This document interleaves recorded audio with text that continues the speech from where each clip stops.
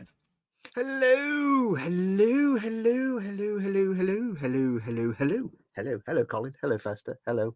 Hello, Hello. God, it's really boring that 5 minutes, isn't it? I was getting bored. Could you tell? Yeah, I was getting bored at all. I assume everybody can hear me okay. Yeah, if you don't know, basically before we go live, we have the pre-roll for 5 minutes. Yeah. And of course, we can't hear each other when we're doing the pre-roll. So we're just sat both here going... Yeah, we kind of make silly noises in microphones and stuff, don't we, mate? Yeah.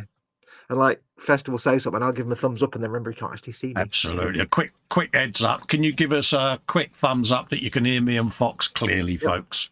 La la la. If you could let us know before I start waffling. Am I sounding okay? Am I actually sounding? Yeah. Just want to know that you could hear his audio. If you could just let us know, folks. AV is all good. There you go. Thank you very much. We can see and hear you both. Lovely. Rightio. If I just mute Fox for you then, Andy, that'll be good, will it? Oh, well, that sounded like a Wookiee. You did. That was Chewbacca. How did I do that? How did I? Oh, I can't do it again now. Yeah. I can't do it now. Oh, Lamekins. I've just realised. I'm not loaded yet. Release your inner Wookiee. I've not loaded a Sagan quote for later, but I'll just do it off the top of my head if I have to. Yeah, because he will be in. You know he will. Yeah. Anyway, mister, I'm going to shut up and let you do your introductory pimpage. Okay. Hello, everyone. Introductory pimpage. Right, how are you, Colin? I'm fine and dandy. If you'd like to support this channel, you can head over to patreon.com/modelmakingguru, or you can click the join button below this or any of my video content. See what I did there? Jazz hands. I see what you did there. Jazz hands. Yeah. Yes, welcome everyone to Warhammer Sunday. Yeah, that 5 minutes before we go live, we were just sat here going, bored. Oh, mate, wasn't it? We was burping and all sorts, mate. Yeah. And because the only way you can communicate is to send each other messages in Facebook messages. So I'm just week I was sat there sending him swear words. Should we go for take two, mate? Take two. You've got a clapperboard. You've got a clapperboard. Use it. Yeah, take two. Go on. Take two. Here you go. Hello, everyone, and welcome to the Warhammer Sunday. I don't know why did I start like that. What's that all about? To go take three. I've only had like half a cup of coffee so far today. I'm not even on the planet. Oh, bless you. Yes, welcome to Warhammer Sunday, that time of the week where Festa and I sit down and just crack on with some Warhammer goodness. And if you've been watching for the last couple of months and weeks and years, I think we're on week 18 now or something. We are both building. Yeah, we are both building a Leman Russ Punisher with the big blarpy gun on the front. Yes, and we're doing an Educating Festa special where I'm basically, because I'm such an awesome painter, I'm teaching Festa how I do it. No, that's lies. It's lies. Because I'm an average medium painter is what I meant to say. No, but basically, Festa is looking at learning as many different ways of painting things as possible. And because he knows me personally, rather than just watch a video, he can actually sit down with me and I can show him how I do it. So that's what I'm doing. I'm showing how I paint things. And we've come quite far. But yes, before we get going, shout out to the sponsors, emodels.co.uk, your one-stop for all your model making needs. Link in the description below the video. Go and check it out. And of course, to my patrons and channel members, as Festa's already said, you can go to patreon.com/modelmakingguru or press the join button and support the channel. You can also do the same for his patreon.com/Festa67's workshop, or you can press the join button under his channel and become a member there too. And it's awesome if you do, because we'll love you and you get loads of extra free stuff like meat. We'll send you meat if we won't send you meat. You get access to the Zoom off-air 24/7 hangout as well, folks. You can come and meet new friends. If you want us to send you meat every month, we can look at it. Yeah, I got some spam. Spam! It'll be like tins of peck and ham because we can send that real meat. Tins of peas. That's not meat. Well, peas could be meat. Peas. I like peas. I had a friend once. It was a pea. I ate it. I haven't got a friend now. Anyway, so welcome along where we're working on the Leman Russ Punisher. So far, we've done lots of base coating, we've done chipping, we've done some decals, we've put the thingamajig stripe on the front, and we've done a little bit of weathering on that, but not too much. And today, we'll start with the bum end, with the bum tube. We're going to be playing with its Aris. Yeah, with the exhaust. Now, you've got more exhaust than me, but we can do them all the same way. So. Yeah. So we're going to be doing bum tubes today, exhausts. Before we get going, though, don't forget we are doing this live and we have the chat in front of us. So if you want to interact with us, please do. We count on you guys to give us stuff to talk about. If you're watching this embedded in Facebook or Twitter or somewhere else, you might not be able to see the live chat. So click the YouTube icon in the bottom right-hand corner. That'll take you to YouTube where you can carry on watching and you can join the live chat as well. And if you want to capture our attention, we are busy painting, so we're going to miss all the comments in the world. Deal with it. That's the way it is. But because we're old men and we can't see stuff, that'll be blurred. But if you want to capture our attention with an important comment, just do @Model Making Guru or @Festa67's Workshop in your comment, and it'll put our name in an orange box like that, you see. And then we can see through our old man eyes and magnifying lenses that there's a comment waiting to be read. So, you're an orange box. Orange box are made to make your life longer. What? I don't know. I'm in one of the moods today. I'm going to be a nightmare. Oh, no. Yeah. I've got Red Bull and hyperactive Fox today, but it's fun. La, la, la, la, la, la, la. Yeah, it's going to go wrong today. I've only had half a cup of coffee. Oh, no. So, yes, anyway, I'll have a quick look through chat and see how you're doing. How are you doing, buddy, before we do that? I'm fine and dandy-o, mate. I'm just trying to turn my bloody autofocus off on my webcam because I've noticed it's getting a bit backwards and forwards on the back. Like yeah, I'm fine, mate. There you go. Hopefully that'll stop it now. So, yeah. Hopefully. It's probably out of focus now, but it's out of focus now, then. So it's the trouble. Yeah. Go on. No, that's all right, mate. I've just got to reopen it now because I've closed it down. Oh. But yeah, you carry on, mate. I'll have a look at chat then we'll crack on with you. Yeah. We have, of course, in chat, we have McLeish, who's been watching 8.5 Up Mum, so he's going to be unbearable in chat as well. Good man. Oh dear, how sad, never mind. We have Jeff Lights in. Welcome, Jeff, or Light. Oh, yeah, we're all using his surnames now. I keep forgetting that. Yes. We do, sir. Don't be offended if we call you by your surname. It's now the way we do chat. It's like being at school. Because McLeish and the other one, whose name is blanked. I blanked. What's his name? I'm trying to think. McLeish and the other bloke. He's just gone. It's like being at school with two unwieldy secondary school kids. Sagan? No. No. Well, he's an exception. I'm scrolling through the chat. Light? He's not in chat yet. Who's McLeish's sidekick? I can't remember. He's gone. Bobbins is in. Yeah. I can hear you both. Welcome to you, Bobbins. Stefan Last is in. Last. Yeah. Good evening, ladies and gentle bobs. Welcome to you. Although I think Stefan Last should just be Stefan, I think. Yeah. Because Stefan's a great name. I like that. Jackie is in. Jackie Crochet Art. We can't really call it art, so we'll just call her Jackie. Hey, Jackie, welcome to you. Big hugs. Good evening, gentlemen, she says. I know. I was going to say, she does realise it's us two, doesn't she? Yeah, she's never met us, has she? So yes, yes. We haven't met me, not personally. She's been in the hangout when you've been in, I'm sure she has. Might have done. On them rare occasions that Fox has ventured into the 24/7. I had air the last time Fox went in that hangout. He had a mullet last time I went in the hangout. Yeah, you're obsessed with my mullet, aren't you? Because anyone that's met us in real life would never use the word gentleman. I don't know. No. Belly. Oh, but she's already answered the question. You better ask the question because she's answered it already. What's in your belly? What's on your bench? And what is your beverage of choice? Yeah, Jackie says belly will be jacket potatoes with chicken. Ooh. Although she doesn't put a comma in, so technically it's jacket potatoes with chicken whip. Just finished Yoda number 4. Oh, happy days. Jacket potatoes with chicken and work in progress. Just finished Yoda number 4. Lovely. Nice one. Jeff Light says, good evening, Jackie. Paul Di Tommaso's in. Di Tommaso. How you doing, Paul? Like a secondary school telling off name, does it? Di Tommaso. You can't really shout it down the corridor. Wendy Hickson's in. Hickson's a good shouting down the corridor name. Hickson, stop running. Big hugs again, Wendy. Yeah, big hugs to you. Now I have an urgent message from Mama Wolf. Oh. She says to you, Festa, she says big hugs. Oh, big hugs is you back. Big hugs today, just big hugs. That's good enough for me. And she didn't say anything to the internet, so she obviously doesn't care about the internet, just you. Yeah. Oh, bless her.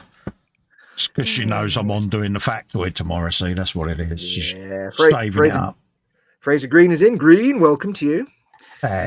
Hello, Green. Exactly what you're doing there, young lady. Fettling, sir. What are you fettling on with? I'm doing my side exhausts. Ooh, because I've got additional exhaustage, haven't I? You're giving a base of the old Rhinox hide. That is correct. Good lad. Slightly thinner than normal, like we did last week. Absolutely. I'm paying attention. Girl. It's on the wet Good pallet. Girl. See, you carry on. You carry on with your bladder. Yeah, no, I will do. You can carry on when you've caught up. Yeah, we're gonna start with the exhaust pipes today. I'm going to make them look rusty. If you remember, like I say, I'm basically showing Festa some of the ways I do things, and then he's going to take those methods and say, right, I've got that. It's in my box of things. And then next time I paint something, I can pull that method out and combine it with somebody else's method. And in the same way that he's learned how to do slap chop from videos and how to do glazes from things and how to use contrast. It's just easier for me to show him than just me say, go and watch my video, because we know each other. So and me keep going, how'd you do that? How'd you do that? Now he can go, you know how to do it. You're on your own without Warlick. So glad I'm not you. Bye. But more importantly, and this is, I'm not saying that I'm a mercenary, right? I'm not saying that I'm mercenary at all, or that I'm running a business here. But the conversation was something like, well, I could tell you, or I could do it on a live stream and it'd give us like 6 months of content. Yeah. And he was like, oh, yeah. Absolutely. You're not mercenary at all, are you, dear? No, I'm not mercenary at all. Don't know where people get this idea from, It's totally wrong, isn't it, mate? All hail the big money symbol. Yes. So, yes, I hope you're all had a good weekend. Anyway, yes, while you're painting, tell us about your week, dude. How you been? My week? This week, I've mostly been eating. Arse. No. Yeah, I did. What did I do this week? I don't know. That's why I'm asking you. Yeah, I didn't do the e-model stream. I did a bit on the Stomp, didn't I? And I've been 3D printing things again. So I've been doing 3D printing. Some more base cutters, some bits for the PlayStation, and I printed a Glutton Demon resin figure. Hang on. Whoa. Back up. What? Back up there. Hold on there, Hoss. Bits for the PlayStation. Yeah. You're going to need to explain that one. I know what you're talking about, but you're going to need to explain Yeah, I'm going to be kicking my old PlayStation into the year 2023. So I'm whipping out my old IDE hard drive, putting in an SSD, a Noctua fan so that it runs super silent, because we all know how noisy them Sony fans are on PlayStation 2s. Would it actually... And I'm going to be pimping the case or spraying the case as well. Yeah, I thought you might be pimping the case. Would it actually work with an SSD? Because I can't imagine it's got a massive... I mean, I know it'll work, but I can't imagine it's got like a massive... Yeah, you convert the adapter that was the original Sony network adapter. You convert it from IDE to SATA. And I assume you don't need a super fast one, though, do you? Because the old PlayStation... it's not exactly the fastest thing, but, an SSD will load and play the games quite happily because, they wasn't as image intensive as modern games are. Yeah. It's a bit different with the Xbox Series X. You need, the specific expansion drive and all of that lot because, the spin rates or the load rates and frame rates are that much higher. But it's just to give the PS2 a bit of a kick in between me getting the old hand-eye coordination going in anticipation of Xbox. Aye. But that's the advantage, I suppose, because it's so low bandwidth. You can go for a little cheap thing that's got a lot of storage. It's more about storage than actual bandwidth. Well, yeah, I mean, we can put both my entire range of games and the boys' games on the one hard drive, and it. Yeah. Bang, there you I'll then clone it. He's then got a copy of the hard drive to go on his as well, and it's just saves having so many games laying around. You need a data throughput of about 13K a week, don't you, for an old PS2 game? Yeah, that's it. So it's just gives it a little bit of a new lease of life, because the last time I played it, I played it on a CRT TV. I will warn you now, though. When you plug it into like a proper modern TV. It'll look like absolute technical balls. Yeah. Because the old consoles on modern TV. Exactly. It's not fun. Josh Risdom Designs in. Welcome, Josh. He says, my week was good until I got sick. Blah. Hello again, Josh. How you doing, mate? Stop being sick. And Scale Model Ninjas in. Welcome, Ross. Hello, Ross. We've not had any more bench and bellies yet, apart from Jackie. So come on, folks. Bench belly. What's on your bench? What are you having for your dinner? Or what have you had for your dinner? Leman Russ. I've got some Oh, breakfast bar things because, I got my orange, my cup of tea. I was watching a thing the other day about forensics where they were taking casts of tyre tracks on a murder scene. It looks just like that. Oh, nice. Oh, yeah, and I've 3D printed a base as well. That's something else I did for the... Do you remember we was on about the old Matchbox models, tanks with the bases and dioramas? Yeah. Well, I got sent a tank to review and build by another supplier.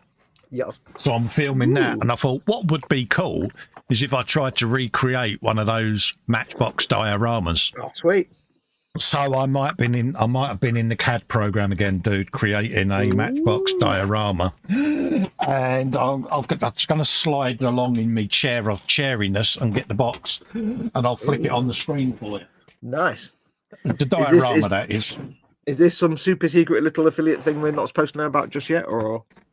No, it's for War's model. It's a company, and they've sent me over this to build and review, and it's got the world's cutest little gun. What is that? Is it a Japanese? It's Hobby Boss. It's a French R35 with SCM turret. Nice. I was going to say, it looks, with that kind of shape and design, it looks like the French or Japanese, basically. Yeah. No wonder they didn't do much in the war if that's the biggest gun they had on a tank. I'm just assembling my massive two-piece diorama.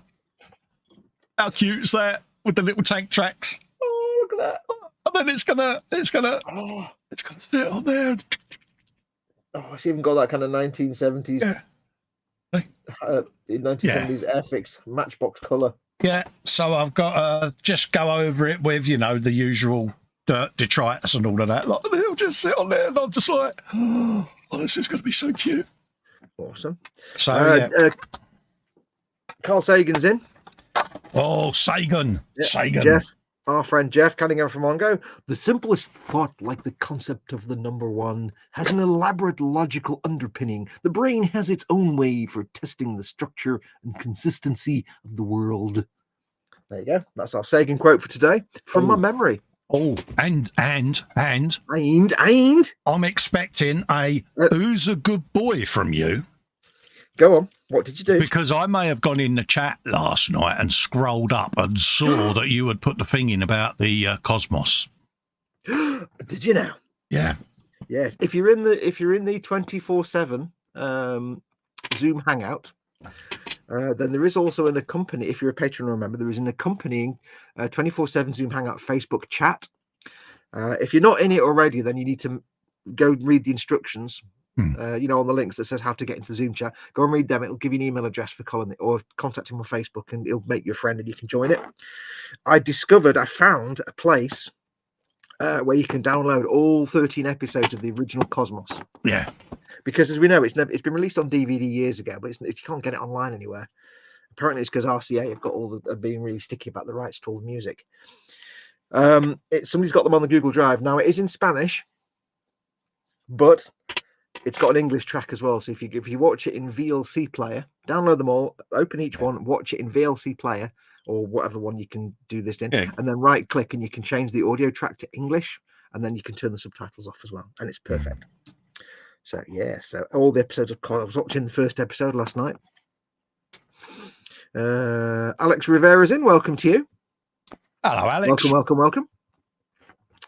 Hey, what an adorable little diorama, says Jeff. Yeah. Makes heart sign with both hands. Yeah. McLeish says if that's the biggest cannon on a French tank, it explains why they were mostly péché dancers, victims of the underground, and being flattened by a tube. Yeah. Tube. We're up to Matthew Ward is in. Ward is in. Welcome to you. McLeish says, Belly, packet of Walker's sweet chili crisps. That's not cheese and onion. I'm sorry, what? In what way is that cheese and onion? You've done it wrong. There's more than one flavour of Walker's crisps. Yeah, there's cheese and onion, and there's cheese and onion. I didn't want to do that, did I? See, I must admit, I am partial to beef and onion and Marmite. Oh, yeah, I'd be over that, but ideally cheese and onion. But then this gets us back into our pot noodle wars, don't we? And yeah. I just put paint on my wet palette, but we're not going to do that because it's going to be a stipple dry brush. You spoon. Never mind. Right. I'll finish this comment anyway. It says, sweet chili crisp, crunchy M&Ms. Ew, dinner will be chicken korma with rice. Ooh. Oh, nice one. Alex Rivera has just built the Gundam X Master Grade, not as fragile as people say. Ooh, I've not seen that one. Master Grades are pretty sturdy. Yeah. Bobbin says, belly tonight, Thai green curry featuring meat-based animal chunks. Ooh, yes, non-specific meat-based chunks. Always the winner.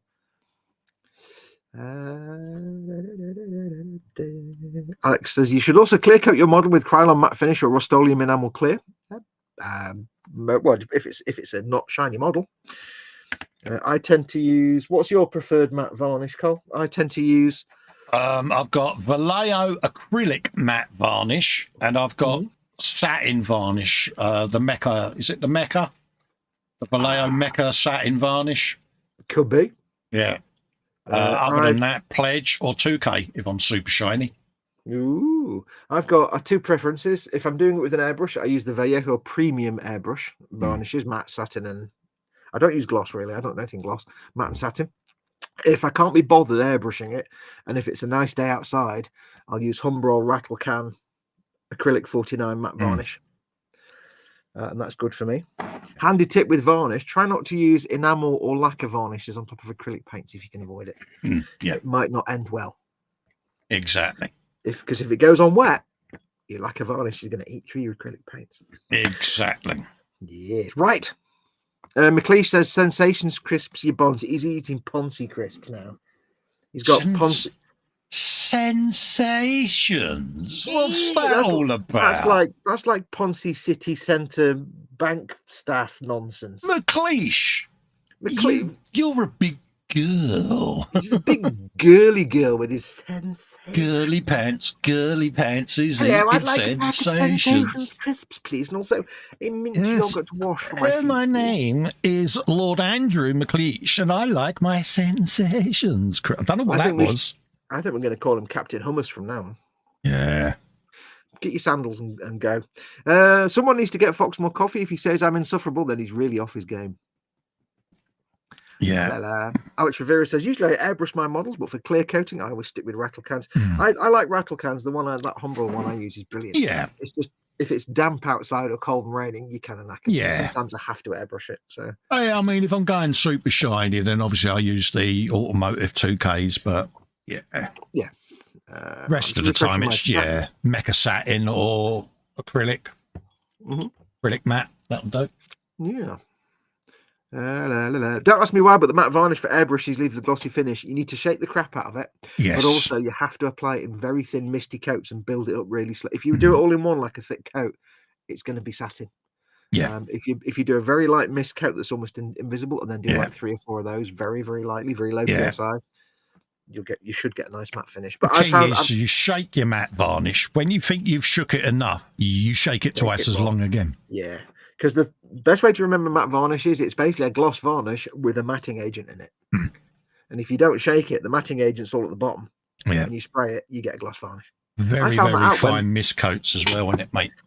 We found that out on my actual real life car when my, at the time, friend who was clear coating it, I wanted a matte clear coat. So he got some matte lacquer clear coat and didn't shake it properly, didn't stir it properly, sprayed my car, and half of it's shiny and half of it's matte. I'm like, yeah, you're like, oh, great.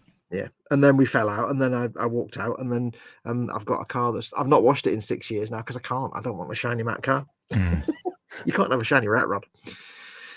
Anyway, should we do some work? Because, Can do, mate. Can do. Right. So, now keep asking us questions, though, folks, because we love it, but we'll do some work for you. Oh, are you waiting for your things to dry, aren't you? No, you carry on, mate. You carry on. No. Well, we'll wait till are they still drying? Or nah, they're dry, mate. Have you got moistness still? Nah, they're fine. Because I'm going to focus on the 2 main pipes anyway. They're just additional pipes, mate. They can be done. Yeah, they can be done as and when. Sounds like some kind of naval dance. The 2 main pipes. Yeah, the rest of them are the equivalent of sensations. Sensations, crisps, please. I like sensations once. I got a pack that tastes like poos. he's so gonna going to get us back in. He says, don't make me tell H on you. It'll be rolling pins at dawn. Yeah. Oh, I can't see that. Oh, no, okay, so I can. Josh says, I've been using the Army Painter airbrush, gloss satin and matte. Good shout. Yeah. Mm-hmm. But that's the trick with airbrush varnishes, is just thin mist. It's more, for me, it's more just a question of, if I really can't be bothered getting the airbrush and the spray booth out, I'll just rattle can it. But it has to be a nice day outside, because if you go outside and it's damp or humid and you rattle can matte varnish, you get white spots everywhere. It's horrible. Oh, bloody hell, yeah. Yeah, I've done that. Right. Anyway, yes. So we have our brown tubes. Brown tubes. Now, there's no law that says exhaust pipes need to be rusty, but whenever I've seen tank models, they always look really mint when they've got like, especially if it's a Matilda or something like that, they've got like a nice clean tank, or weather tank, but the exhaust is rusted to buggery. And I think the logic is basically because the tank's always camouflage and painted, but the exhaust is just like the cheapest metal, just banged on the back. I think because they're hot as well, the paint comes off. So and it just works for me. It sets off a dark colored tank nicely. So last week they were still covered in black primer, and before anybody says there's a million ways to do these kind of things, this is just one way of doing it. They were black primer.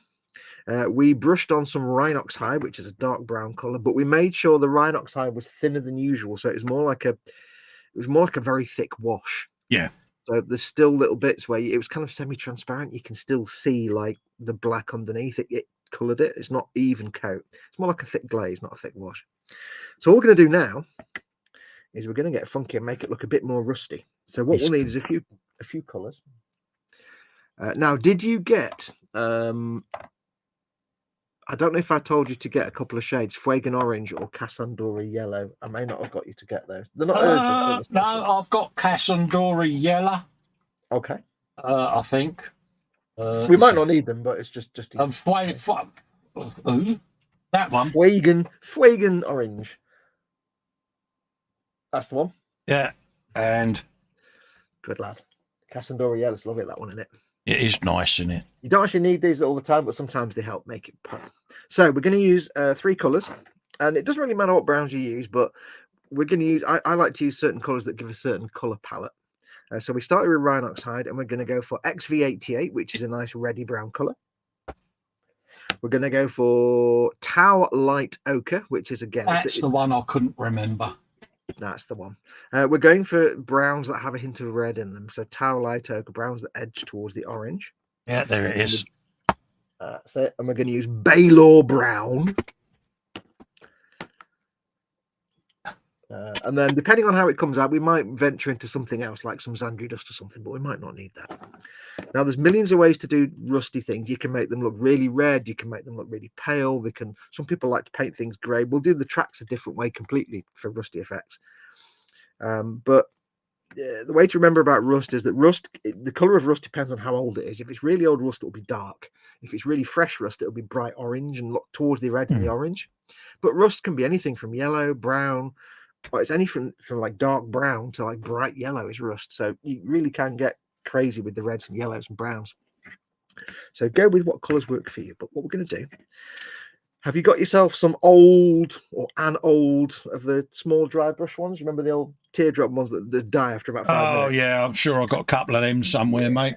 You don't even need more. You don't even need more than one. You just can use one. And this won't take long. This is how I did the rusting on the big stomper. Do, do, do, do, do. La, la, la, la, la. What happened to that one that I wrecked? It probably crawled into a corner and died. Yeah, it was pretty flag. The one that turned into like a T-junction. There it is. Oh, hello, you got out of focus there. Yeah, it's because I've not bothered with the software because it kept, Was it being arse? Yeah, it's just... Cool. Well, it looks good now. Right, so what we're going to do, we're going to, first of all, we're going to go from darkest to lightest. So we've got the nice dark brown tubes. That just doesn't sound right, does it? Tubes. And we're going to do basically dry brushing. McLeish says, this is where Foxx makes a right royal mess and calls it a success. Absolutely. Welcome to Absolutely, mate. So we're going to go in.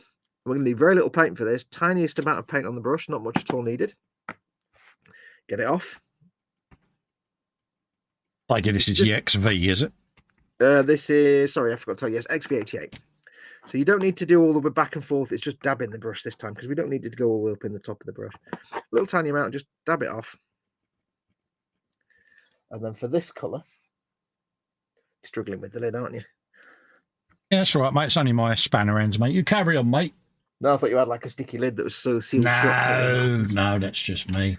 So what we're going to do is we're going to basically stipple this on. Now I'm going to focus more towards top sides. So around the bottom, I might want to keep the bottom of surfaces dark. So, and I'm just doing it carelessly. And not a lot. I just want to basically dabble it on like that. Focus on the top edge there. And that'll be enough. It's a little tiny touch. You can do as much or as little as you want. I'll leave the tubes at the bottom darker because that's where the water would collect and pool. You can do as little or as much as you want, but you want to make sure you've still got a mixture of the towelite ochre and the brown. It'll be slightly transparent, but that's fine. That's as much as you want to do. So we'll give that a second. And what you've done there is basically you've now just lightened the rust a little bit on some of the raised surface. You're not flicking it back and forth, you're just stippling it.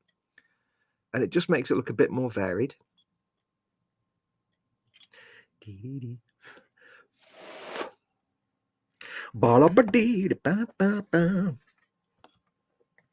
How easy is that? Simples. Yeah.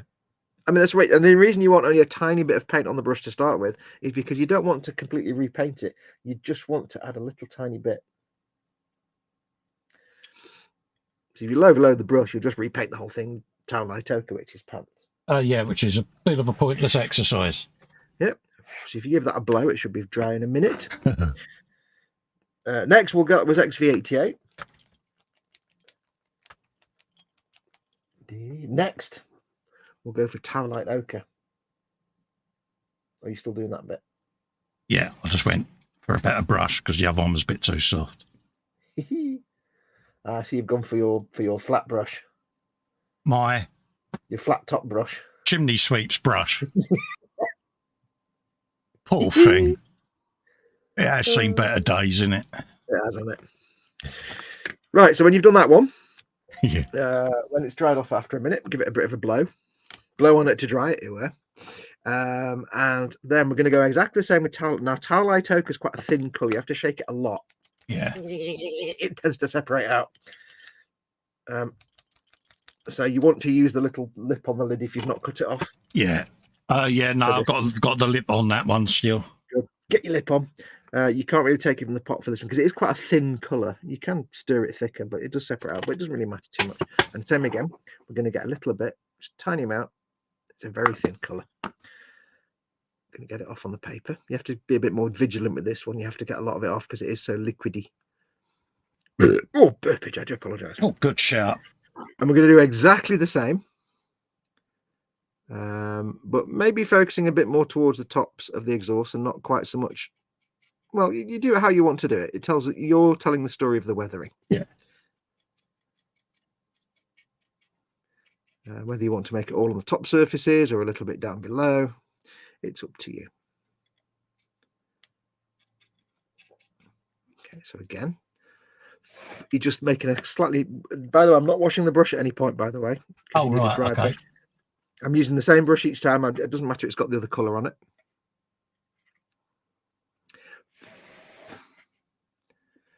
Give it a bit of a blow. And because you're doing it very gently and you're doing it with like almost no paint on the brush, it's like a stabbed dry brush, really. Yeah. You're still getting the brown showing through in some of the bits you haven't got. So you get this nice contrast of the brighter colours, which are more orangey yellow, and the dark brown. The Rhinox hide is very sort of it's not a very red brown. It is a red brown, but it's not bright red brown. Yeah. And then you get the subtleties of the different colours. Ooh, subtleties, he says. And then once you've done that, you do exactly the same again with Baylor brown. Yes, which we should have done towelite ochre last, really, but it doesn't matter. Give it a good shake. We'll do exactly the same again. I might do a little less this time with Bale or Brown. And again, I'm using the same brush. I've not rinsed it off. It's important you keep the brush dry. And it doesn't matter if you mix the colours. When you're doing this kind of messy mixing, you don't have to clean the brush each time. So we're going to do exactly the same again. Plink it on. Wherever you think you want it to be brighter, focus it more. Wherever you want it to stay darker, use it less. Make sure you're getting around the back and everything else. Now, there are straps around these exhausts that if we want to, we can paint a different colour, but we're just getting the whole thing done for now. Yeah. So there we go. So I'll zoom in so people can see what I've done, because it's a bit hard to see. Let me show people. I mean, I'll change the focus. I can go close to the camera, I should say. So let me focus. Where are we? So you see now, it looks a bit scruffy. Yeah. But you've got this kind of scratchy, scritchy, patchy effect with different shades of the brown. Yeah. It's completely random. But there's so much more we're going to add to this over the course of the project that it'll all come together in the end. So don't panic too much. Okay, so let me know when you've done all those, and we'll do the next step. I'm going to clean my brush now because I don't. Oh, actually, no, I'm not. Yes, I am. No, I'm not. It's such an organic process. You can add processes to it as you wish. No, we'll leave it at that. It'll be fine like that. So I'll wash that brush off. Are you getting on with yours, Spud? All right, mate. Yeah, I'll choose a different brush next time, though, because it's put a bit too much on there. That's all right. You're telling the story. You can always, if you think you've put too much on, it's gone too light, you can go and stipple some I'm just back on. Watching a different brush because that's a bit. Is it? Bit too fudged, that brush. Fudged. Should I say? But that is the advantage of this process. If you do go too light, just go back in with some Rhinox hide and do the same process again with stippling it where you want it to be darker. Yeah, that's just because the beauty of it is that when it dries really matte. Because the Rhinox hide we put on as a glaze, it's kind of slightly shiny. Yeah. Now, none of this matters because it's going to get matte varnished at the end. But when you put these dry coats on, these dry brushes, they come in matte, and it just gives us nice contrast between the two. That's true. No, it doesn't look particularly rusty yet, but it will in time. Stefan Lars said, if a problem can't be fixed using an hammer, you need a bigger hammer. Exactly. Alex Rivera says, do you like Wallace and Gromit? Yeah. Yeah. It's the wrong trousers, Gromit. Don't forget the crackers. Also asked, do you know any Irish model makers? But I'm pretty sure you asked us that last week, to be honest. Because I remember I said I was half Irish, half Scottish, and you're half Irish, half... yeah, on my mum's side, yeah. Yep. McLeish says, oh no, can't say that I do, Alex, says Alex about the Irish. He's going in dry. Well, time to get the rubber glove, says McLeish. Steady. I saw what you did there. Yeah. We used to have a big stuffed toy of Wallace, and if you squeeze the foot, it would say different things. Oh, right, yeah. Like, it'd say things like, don't forget the crackers, or everything is under control. You're almost watching Wallace and Gromit. Fox is Wallace and Festa is Gromit. Yeah, we're not far off. Does that mean Festa does all the long-suffering looks with his face? Yeah. So what does that make H then, Gwendolyn? I never said that. Who's the rooster then that does all the thefts, the stealings? Oh yeah, the penguin with the rubber glove. Penguin, that's it. Yeah.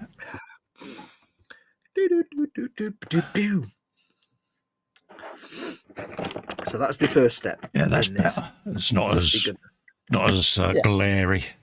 Yeah, but like I say, it doesn't have to look. Right now, it doesn't look particularly rusty anyway. It looks kind of just dirty and mucky, but that's fine because we've got other things that will bring the rust effect later on. Carry on, mate. Don't worry about me. No, I'm letting you finish. So we'll give that a minute. When you're done, we'll give it a minute to dry. Go on then. The next step. That was a very confusing word to say. Next step. Next words. Next step is to put some darkness back in. So let me know when you've dried. Let me know when you've gone dry. Ooh, this is wrong. Yeah, it sounds so wrong, doesn't it? It does, doesn't it? Now, all of this, mate, even when we do all these things, it won't particularly look super rusty. It will really come together at the very end when you leave, when it looks like this, but then you do like a little bit of a metallic graphite edge highlight, and you're like, oh, it's metal. Now it looks rusty. Rusty doesn't always look like rust until you make it look like it's metal. So that's the very last step at the end of the build. Yeah, I've got a graphite pencil somewhere. Oh yeah, there it is. You can use graphite or you can use paints. You can dry brush paints, but we'll. Now I've got one of them. I've got one of them. They almost look edible, don't they? Oh mate, they're a thing and a half, aren't they? I know. Right, so I'm going to. I know you're waiting for yours to dry, but the next step. Yeah, no, you carry on, geese. I'm fine. Next step is an Nuln oil. Excuse me, an Nuln oil wash. And this will just bring back some of the dark areas, some of the recesses, especially the little holes in the shroud and stuff around it. This is really just to darken things down. It doesn't need to be a super fat, thick wash, but you just want it to get in there and just go into the recesses. It just gives you a bit more, because now you've done this dry brushing, it's all much of a muchness. It's all kind of light brown coloured, and you want to get some of that contrast back. But this isn't the last shade we're going to do. But this just brings back a bit of the contrast. It just brings back some of those little recessed edges and the recesses in there. We will go in and paint into those recesses later on, but for now. So we'll just do that and we'll leave that to dry. The only downside with doing these things on a live stream is sometimes you do a step and you have to wait half an hour for it to dry. Yeah. Ha-la-la. And what you'll find is that the Nuln oil darkens the recesses, but it also kind of shifts the colour back towards the blue again and away from the red. Yeah. So this is where we can bring that back in a little bit with an amazing technique. And I can't remember if I told you to get any of these colours, so I'll have to go with whatever colours you've got. Well, you sent me a list. Yeah, but I probably didn't think it through properly. The thing is, but since I've done that, I've probably done 13 different rust. I was going to say, because you sent me a list, I ordered all the colours, and then you changed your mind, didn't you? And I had to order another load of colours. It's like, well, that's the difficulty of me. Is I say, right, do it this way, and then like a week later, I'll try something, and it'll be like, actually, no, I don't do it that way anymore. Yeah. The next. Well, one of the later colours might be perhaps a more orangey orange, but it's not absolutely essential. What's that brown? Scrag brown. That's what I forgot. Got scrag brown. You've got scrag brown there. Thank goodness for that. Scrag brown. See, you've got other colours that we haven't used, like scrag brown. You've got Mornfang brown. They're also orangey colours. I might use a little bit of Fire Dragon Bright, but I suspect you've not got that. I don't think so, no. Or Troll Slayer Orange or something like that. Or an orange colour. Troll Slayer Orange I've got. That'll do. That might work. We're going to use it super delicately. So, yeah. Have you got scrag brown, haven't you? Yeah. Tell you what I will do, though. I'll get my little rotatory thing out and put all my colours on there. I can't hear the words "my little" without hearing "pony" at the end of it. Yeah, my little pony. Well, you'd have to be one of those people that eat sensations to say that, wouldn't you? I like a packet of See what I did there? You did, didn't you? I like to eat sweet chili sensations with my cup of herbal mint tea. Yeah, my cup of Earl Grey. Yeah, I know what he's doing. Earl Grey. No, I'm taking the mickey out of the police, not you. Oh no, I like a pot of Earl Grey, but no, we're mocking what's his name? McLeish. I mean, I'm afraid that Earl Grey is equivalent to like Sensations Crisps, though. So yeah, it's very rarely I have it, but every now and then I will have an Earl Grey. That's one of those rare peoples that like fires a weapon at someone and then gives them the ammo. Absolutely, I don't mind, mate. Festa's way of doing it. McLeish, you're a ponce. I like Earl Grey. Oh wait. Yeah, that wrong with that. That wrong with a bit of Earl Grey. Yeah. Jacqueline Crochet says a message from Lynn. She has just asked me to send her love and best wishes to Colin and Fox. Love and best wishes, Lynn. Back. Yeah. Do you have a message for Lynn, Festa? Big hugs and a big kiss. Yeah, there you go. La la la. Alex says, how hard is it to find a King Kong STL based on a 1933 film? I'm sure you asked that last time as well. Yeah. I'm sure somebody will have one somewhere. McLeish says, Cults 3D, Alex. Foxx never does things properly. Plus, he changes his mind more than he changes his socks. Also, it's Foxx. Sure we gave out a list of sites last week. Yeah. Stefan says, love pretty much everything that Aardman Animations have done. You can't go wrong. Have you noticed now, though, that a lot of animation studios have started doing that Aardman animation style mouth? Yeah. Like if you watch Red from Pixar, which is actually really good too. I don't know if you've seen it. It's a really good film, that. If you watch... Me see something... Film. Yeah, come on. Me you're talking to, mate. I have seen... That's true. Yeah, if you watch something like... I'm thinking like Red. If you look at the mouths, especially on the big red panda, it's like... Yeah. It's very Aardman style with the underbite and the big teeth. It's like... And it's a really nice way of doing mouths. It's really good. Yeah, it's like... a little bit of Aardman influence there. Right, so waiting for this to dry now. I'm thinking a hairdryer application may be warranted. What do you think? Yeah, it's getting in the there. interest of science. Why not? Go for it. Do you want to do your first, or shall I do mine first? It's up to you, mate. I don't mind. I've just got to reach up and grab mine, so you carry on, mate. I just realised something. I just did something really old. Oh, yeah. Because I'm sat here, right, and my computer monitor is over on my right hand side. Yeah. So when I ask Colin a question or something, I often look to my right hand side so I can see his screen. And I did that thing where I looked to my right and I was looking over my glasses. Oh, and it was all blur, blur, blur. Yeah, no. I looked over my glasses and I'm like, oh my God, I probably look like a grandpa. Like, yeah. So what you're saying is I log into this My Place space face website. It's when you slide your glasses down the nose to read some really small print, and that's when you look like your granddad. It's like, yeah. I was on the verge of saying to you, I think, young lady, someone has chores to do before they go to the dance. I'll just mute me mic for a sec then. Yep. Next time you get stuck under a desk, Wilkinson, I'll make sure that the rescue crane gets delayed. I'm going to have to read that again when he's finished if you can't hear it with the hairdryer. Now, wrong with a bit of Earl Grey tea. I drink it all the time when I run out of Yorkshire tea. Oh, God, Yorkshire tea. Ooh. Barry's tea is the way forward. You know this. You've watched me long enough. You know that Barry's tea is the way forward. Foxx is Mancunian. He's upset because he's still in England, but not north enough to be Scottish. But he needs to remember he's eaten posh nosh from Japan and China. Posh nosh from China? China's just Chinese food. That's not posh. Now sushi, yeah, that's posh nosh from Japan. Japanese food's cool. Everybody eats noodles. There's nothing posh about noodles and sushi. That's normal now. That's almost as common as almost as British as curry. So yeah, that's the equivalent of pie mash and liquor, mate, isn't it? Yeah. So Japanese and Chinese. I mean, Chinese is basically just the same as curry. It's British dish now. And Japanese, it's not poncy. Yeah. Like having a bottle of Spanish beer with a piece of fruit stuck in the top. That's poncy. That's sensation script. Always makes me laugh when tabloids say, "Oh yeah, the top 5 British meals," and it's like, yeah, chicken tikka, Yeah. vindaloo. It's like, yeah, we're really showing our Britishness here. Right, I'm going to turn my mic off while I do my hair drying. Yeah, no worries, mate. Yeah, there isn't anything wrong with a bit of Earl Grey tea, Ross. That's the thing. It's nice now and then. I couldn't drink it all the time, but I am partial to black tea, mate. So for me, having an Earl Grey is all right. Stefan Last says, I love pretty much everything Aardman Animations have done. Yeah, I love all their stuff. It is proper, isn't it? What was the film? Chicken Run, wasn't it?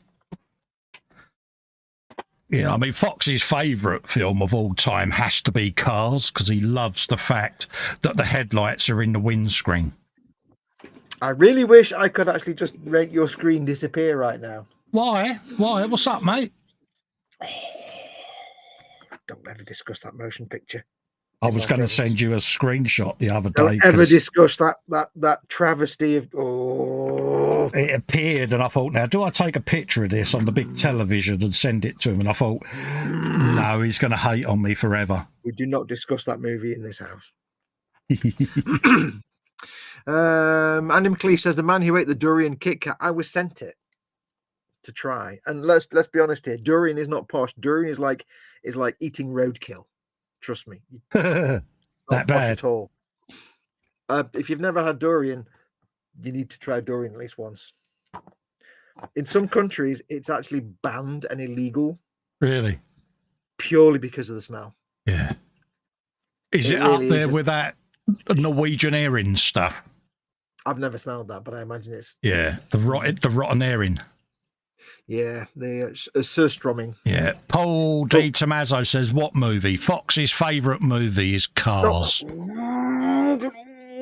See, look, he's just done the sound effect. He loves it that much.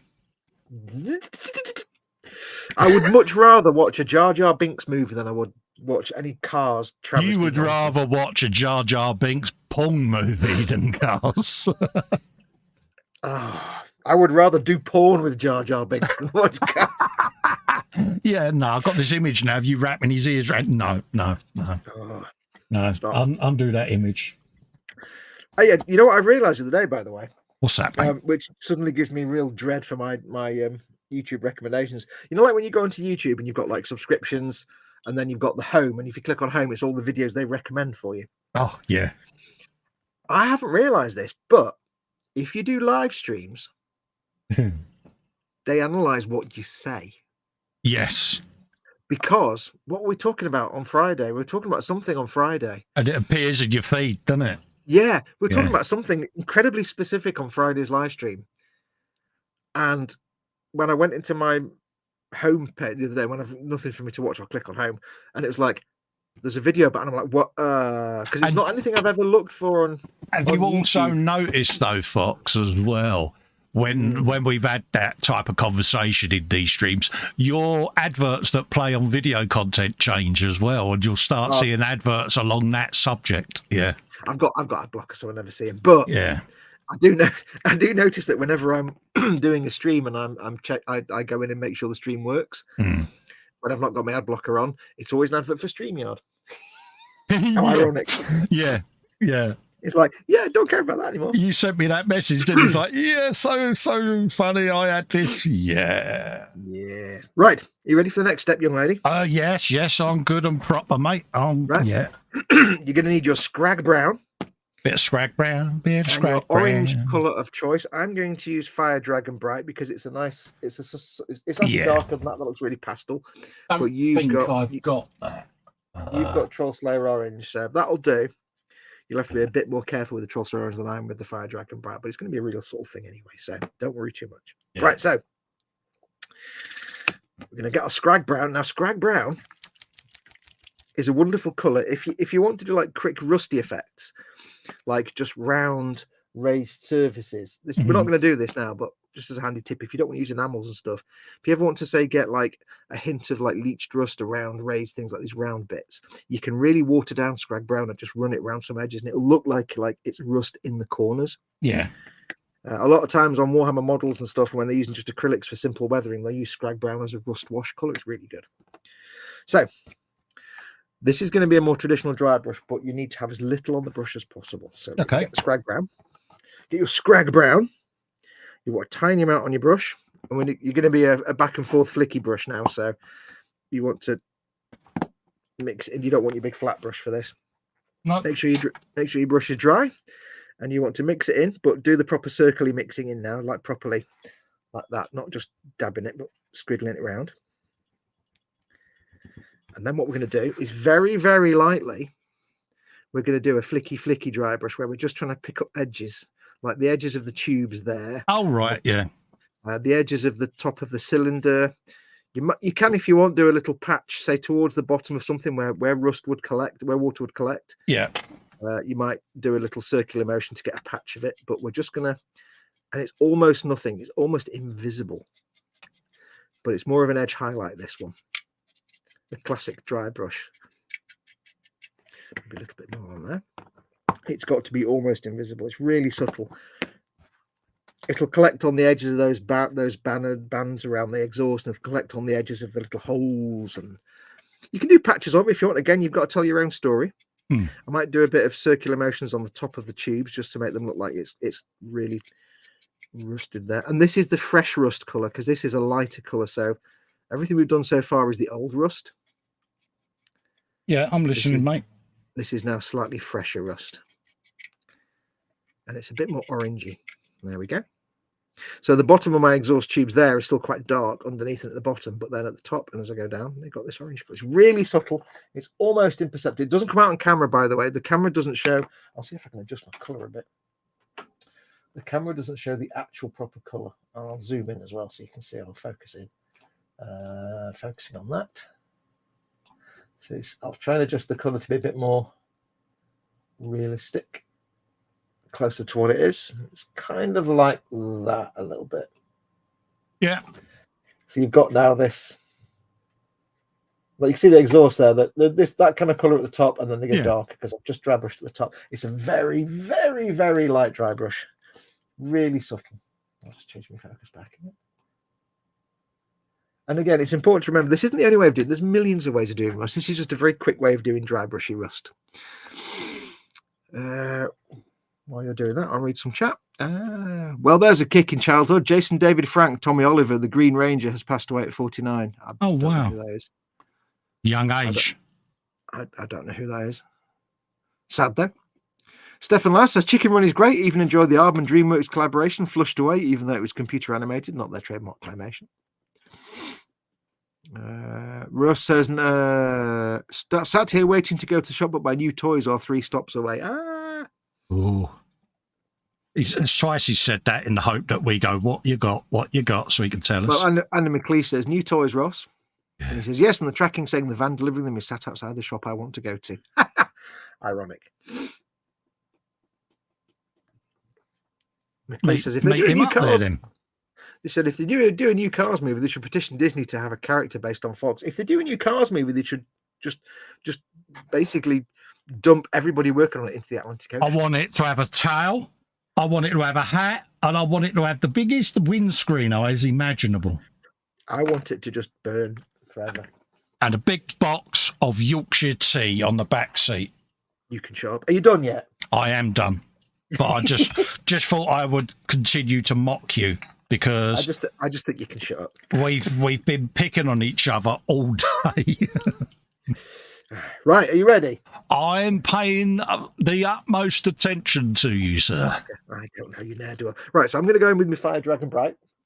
Now, you've got your Troll Slayer Orange. Yeah. Troll Slayer Orange is a much oranger colour. So you're going to do exactly the same as we've just done, a dry brush. Yeah. A proper flicky one, but you're going to be even more like delicate. You want to just do, say, just the very edges of the exhaust holes.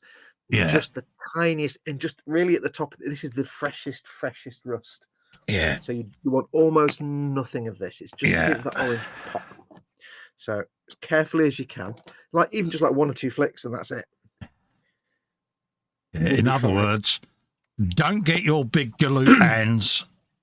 Yeah, do their thing. No. It's like get as much of it off the brush as you can on the tissue, and then you're flicking it and almost not touching the plastic, almost not touching the model with the brush. Are you giving it a bit of a? Are we giving it a McLeish? Yeah, a bit of a sensation. Yeah, a bit of a sensation. A bit of a one of them. Yeah, exactly. Okay. So if you try and make it as Poncy and Southern as possible, but not like your Southern. I mean, Poncy Southern, like, flummity flum. I like sensations. There you go. Yeah. When I say Poncy Southern, I mean like financial district. Yeah. Oh, proper yuppie. Do you mean he's got a Filofax? Yeah, I don't mean East End. Like you're not Poncy Southern. You're Southern, but you're not Poncy. Now the thing is, you can do it as much as you did with the last colour, but as long as you take off as much possible paint off the brush as you can. How's that? Is that too far? Looks good to me. Although I'm on potato vision, remember? Yeah. What do the people in chat think? How does Collins look, guys? Just a very, very fine smidge of sensations. Yeah, sensations. But if you want it like, and do keep in mind, folks, of course, the colour balance on these cameras isn't accurate anyway. So Collins might look more orange or more brown. There's no way to know. He's so generous. They're going to get me. No two people have the same kind of setup when they do the rust. It never looks the same, so there's no point trying to copy somebody exactly. No, we got different lighting and all sorts. Yeah, it's all completely random. But how does Collins look? And that's the thing. If you wanted to go more orange, you just do more of either your orange or your scrag brown. Yeah. They really are the orange accent colours. Yeah. The other stuff is the brown. No, for me, that's subtle. Yeah. To be honest with you, I'm looking at it and going, yeah, actually, that's rusty. Because the two things that make rusty look rust, however you do it, is having the brighter orange accents every now and then. Yeah. Just in little places, and then at the very end having a bit where the metal's clean and not rusted, like on edges. Which is very similar to what you did with what's his face, isn't it? Your stomper. With the stomper, yeah. But that's the thing. Without the orange stuff, it looks rusty, but not like rusty. The realization has hit me that I've got to reply this to the Warlock. Well, the thing is, when you're doing something big, it's a lot easier because it's more fun. Oh, yeah. It's more tricky on these. Now, we're not finished yet anyway. I'm going to make all of the sensations noises. Good lad. But yeah, that's the trick, basically. It's the things that make it look rusty in the end and not just like dark wood. It's the orange and the metallic twinge, which we'll do at the very end of the project. Now, there's one more step we can do. Yeah. It's optional, but we'll do it anyway so you can see it. Yeah. Hi, Dominic. Hi, Dominic. By the way, Dominic's in the chat. No worries. Oh, hi, Dom. Hello, Dominic. Good evening. I say hi and thumbs up and move on to something else. Oh, you could stay if you want. Yeah. So we got that. You might be quite happy with that. That's absolutely fine for a rusty effect. Excuse me. But if you want to go one step further, you can do. If you want to shift the entire colour of the whole exhaust a bit further towards the orange, you can go in with either your Cassandora yellow, which is orange, or if you want a dirty orange colour, your Fuegan orange, which is a dirty darker orange. So it depends which way you want to go. Well, I suppose if you go one way, if it's too bright, you can always go over it with the other one, can't you? So yeah, you can always dark down. So what I'll do is because you've got more exhaust, you can try it with. Yeah. So you can always try it. So we'll go with the Cassandora yellow. Or why don't we? Yeah. Why don't we do the top tube and the bottom tube as Cassandora yellow, and we'll do these big muffler bits as the other one. Fuegan orange. Yeah. There you go. He's good, isn't he? This is why he's a guru, folks. I don't know that annoys him. I'm not a model. I'm just the. Anyway, okay, squirt. You know what? I can't find me. There we are. Right. So what I'll do is and we're going to do this wet blending. We're not even going to bother letting things dry. Get your Cassandora yellow. In fact, no. Start with the Fuegan orange. That's the filthy, dirty one. So you can see it's a nice filthy, dirty colour. It's a git bag. Festa's workshop. That's okay, Mock. All you want. I'll just tell H you were touching things in the kitchen again. Oh, you git face. Don't tell Andy that I've got video evidence of that. Yeah, thing is, Andy, she'd believe you, mate. Yeah. No, I'm not saying you've got video evidence because it's a myth. I haven't. Have I got video evidence? I might have. Right, so what I'm going to do is basically, and you don't need to watch this, but I'm going to do a layer of Fuegan orange, the dark one, on the mufflers, and then instantly switch to the Cassandora yellow and do a yellow on the top of the exhaust tubes and the bottom. Yeah. And if they mingle and merge at where they meet, that's fine. Sometimes it's fun to mix and match your shades, so we'll go and do the Fuegan orange on the mufflers, and this is a lovely dirty orange color. It really pops that orange out. I'll do that on the mufflers. I'm not being careful. I'm just slapping it on like Ted would do. Slap it on. Slap it on. As soon as I've done that, I'm going to flick my brush off, rinse my brush off, get the Cassandora yellow open, and have you a bit of that on there. And that way, this is just a good way to show Festa the difference between the two. It's probably not that obvious. Fox just did a Festaism, isn't it cute? Have you a bit of that? Have you of that? Now you won't notice a massive difference between them, apart from where it's a really light color. Yeah. Where it's over the dark browns, they just look dark brown. But with the Casandora yellow, where it's over the light orangey bits you put on, it'll really be a right orangey colour. So we'll let that dry. Naturally, yeah. Mm-hmm. Yeah, let it dry naturally. Now, the difficulty with doing these shades is they are good, but they do, when you've done all that dry brushing, you get that kind of graininess to it, which is a kind of, it gives it almost like a fake texture, like a grainy. It's not actually grainy texture, but it looks a little bit. This does tend to blend all that away a little bit. So if you really wanted to later on, you could come in with, say, some rusty pigments or something, or do a little bit more dry brushing of another colour. McLeish says he's not a guru. He's a gimboid that works periodically with scutters and holograms. Scutters. Hello, Mama Fox. She can't hear me. She's got headphones on. Oh, bless her. At least I hope she's got headphones on. I don't think she's going for a snooze at 6:30. She can shut up. Yeah, you might want to go and check on that one. Nah, she got to the loo. She's heading off for a sneaky snooze, mate. Yeah, be like, I'm staying in here, leave me alone. Yes. So when this dries, what you'll notice is this does make the rust look a lot more orangey. It will settle down as it dries. And if you think it's a bit too orangey, if it's made it too bright for you, then you can go in with a bit of Nuln Oil or a bit of Agrax Surshade just to tone it down a little bit. Yeah, well, the beauty of it is, I suppose, you can go in and pick out little bits if you want. Yeah, you could do a bit more dry brushing with some of your other colours. I just wanted to get them on there to show you that you can use them. Yeah, I see what you mean, though. It does transition, doesn't it? Yeah. So, like, for example, when I did... what did I do now? I did a model and it had like some rusty crap on the base. What was it I did? Was it Imperial Knight? Yeah, because it was my Wasbomb Dackerjet. Yeah, I was going to say you did some stuff on that, didn't you? The Wasbomb. Yeah. And all I did was I got a few spare bits of like Baneblade and stuff that I had lying around. I bent them and broke them and cut bits out of them, stuck them on the base, and then I painted them exactly like that. With the same brown. And then that's what I got. Of course. I knew there was something I'd forgotten. I got sent a thing, didn't I? Did you? Ooh. Yeah, I sent you a picture, didn't I? Did you? I've already forgotten. Yeah, whilst we're waiting for these to dry. I got sent that, didn't I? Oh, yeah. As Chike said, they've made a model of Festa. Yeah, the goth rocker. Get you some of him. That's I love the two this year's commemorative series. Sorry, mate, go on.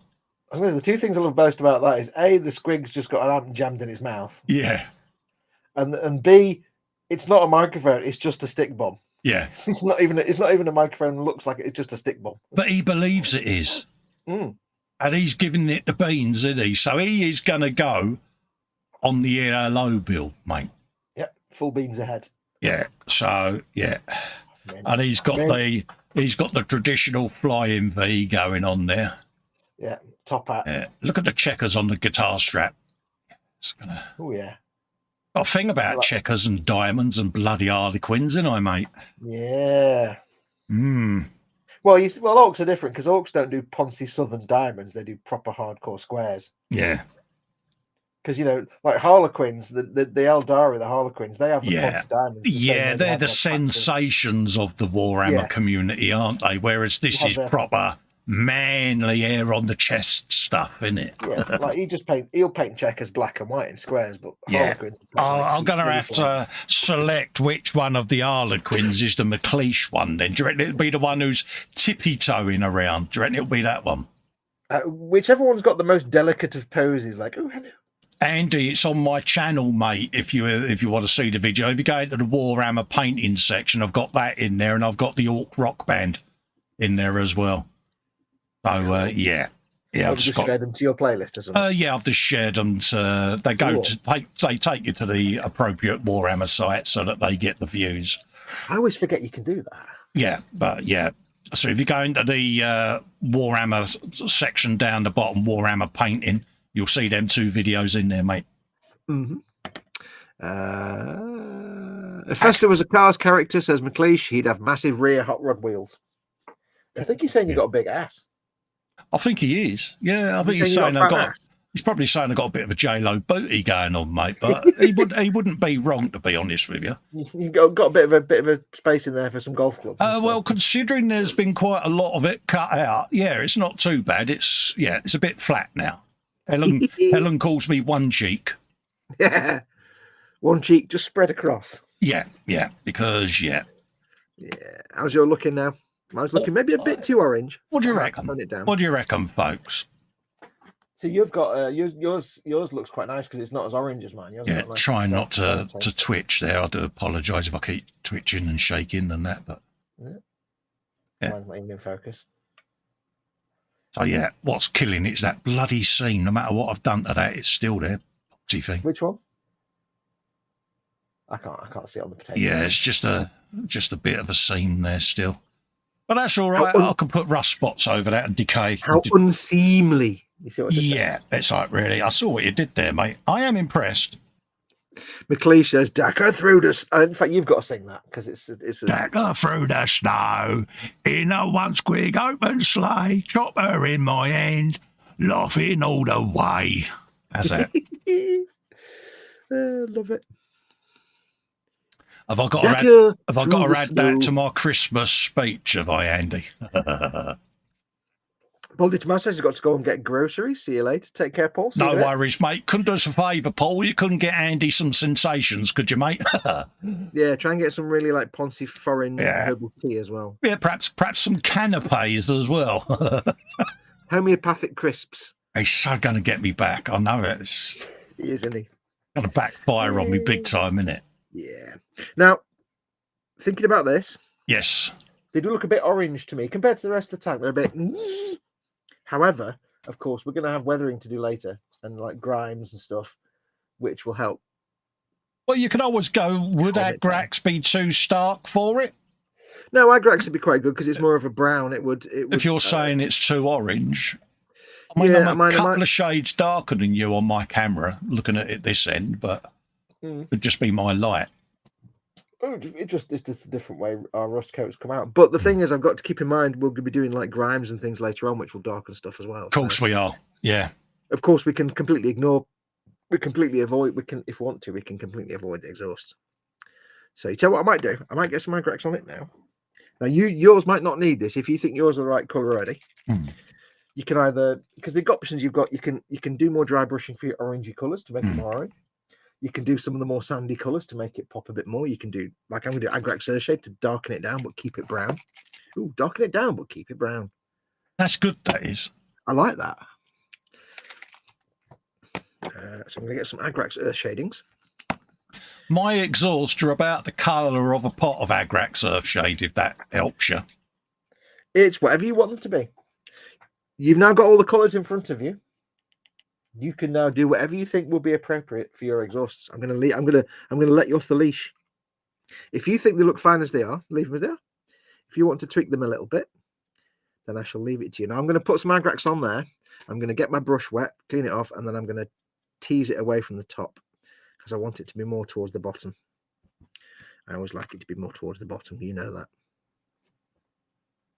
So yeah, you've got the colours there. I've said the actress to the bishop. You use your judgment and see if you think they need more orange or more brown or more highlighting, or you take it whichever way you want to go.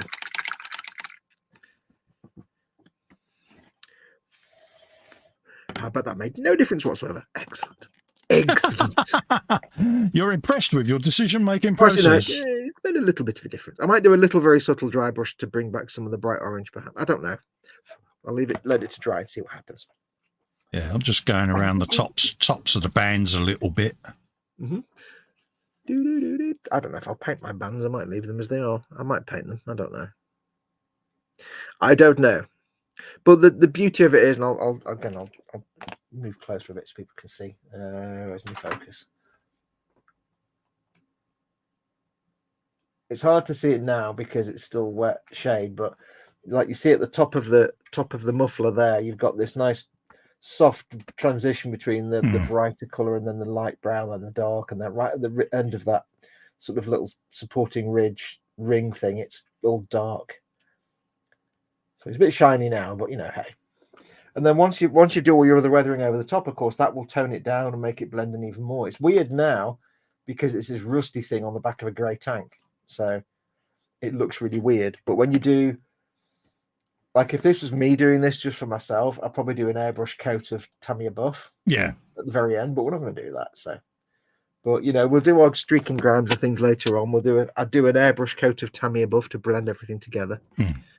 So, you know, it's going to stand out a bit now, but it's because it's not finished yet, and we haven't even started with the tracks. Yeah. I've noticed though, doing these coats in the dry brush, I've got not a seam, but there's a big line right down the middle of each exhaust pipe.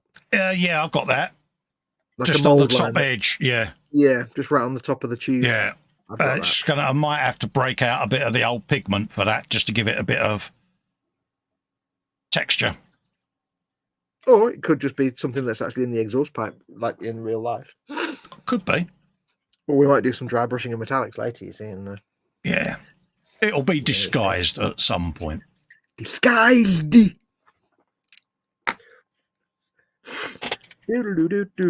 Surprising how quick they're coming on, though. Yeah. He says on part 18, but you get what I mean. Hang on, what's... if we assume 3 hours a pop, I haven't got a calculator. I'm rubbish at maths. Where's me? There it is. Let's be conservative and say 2.5 hours a pop. 2.5 times 18. I was looking for X on my number pad. That doesn't work, does it? Yeah. On my phone. 45 hours so far. Yeah. That's not bad, then. Well, it's probably more like, if we do 3 hours, no, not 3,000 hours. 18. I really am on that bad. 234 hours if we've done 3 hours a pop. That can't be right. 18 times 3, that's not 234. What is this Windows, your calculator's rubbish. Yeah. Dear Microsoft. 18 times 3. 54 hours.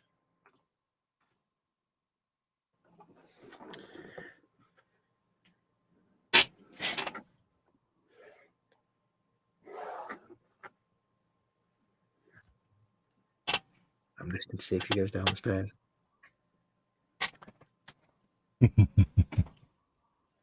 This is your mum, mate. She ain't stupid. She's going down the stairs, yes. Well, the thing is, I went to the shop earlier. Yeah. Because we didn't have any bread left. And she has a banana butter. She has a banana butties during the afternoon. Part of my job is to make sure she's hydrated and eating, you see. So yeah. So I said, oh, I'm going to have to go to, got her up, and I was like, I'm going to have to go to the shop to get you banana, to some bread for your butties. And it's really raining outside and it's cold, and it was really hoofing it down as well.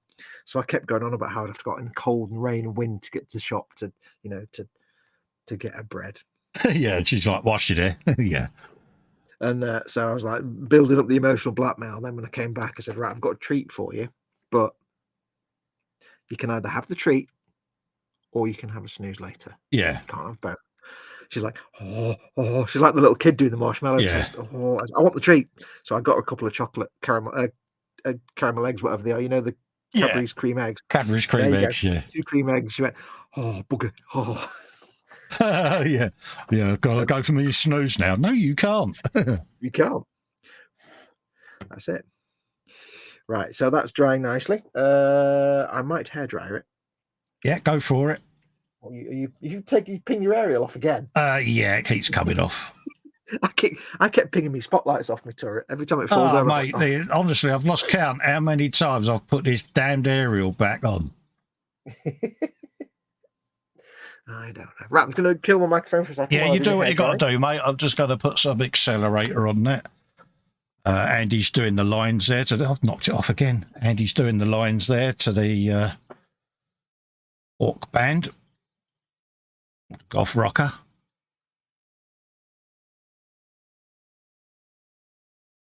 I would say I'd carry on singing it, but I don't want to get Fox a strike, bless him. There you go. Hopefully that'll sort that for now. There you go, that's that done. I've decided I'm going to give it one more wash of Null Oil just to darken down the little recesses again. It's just lost a little bit of contrast. So I'm just going to give it a quick blap of that. Just a tiny amount. And this is the beauty of anything like, that's the wrong brush. This is the beauty of using the wrong brush. The beauty of things like rust is a completely organic thing anyway. So there's no rules, there's no hard and fast. You can add and mix and fettle, and you can just play around with it until your heart's content, can't you, at the end of the day? I'm stabbing on the null nail there to get a kind of blappy effect. That whole sentence makes no sense. I'm stabbing on the null nail to get a blappy effect. That's not really... I know what you meant. Yeah. So that'll go. So we'll let that dry. But that's the beauty of like things like rust. Rust is so organic. You can just literally, it's all dry brushing. And if you want to do it this way, it's completely random. But you don't get any two bits of rust that look the same anyway. No. Not at all. And I must admit, as we've said this before, like, you know, I've been watching closely all the news about Ukraine and stuff for obvious reasons. But one of the other reasons that's worth watching all the footage is it's endless footage of rusted tanks and vehicles.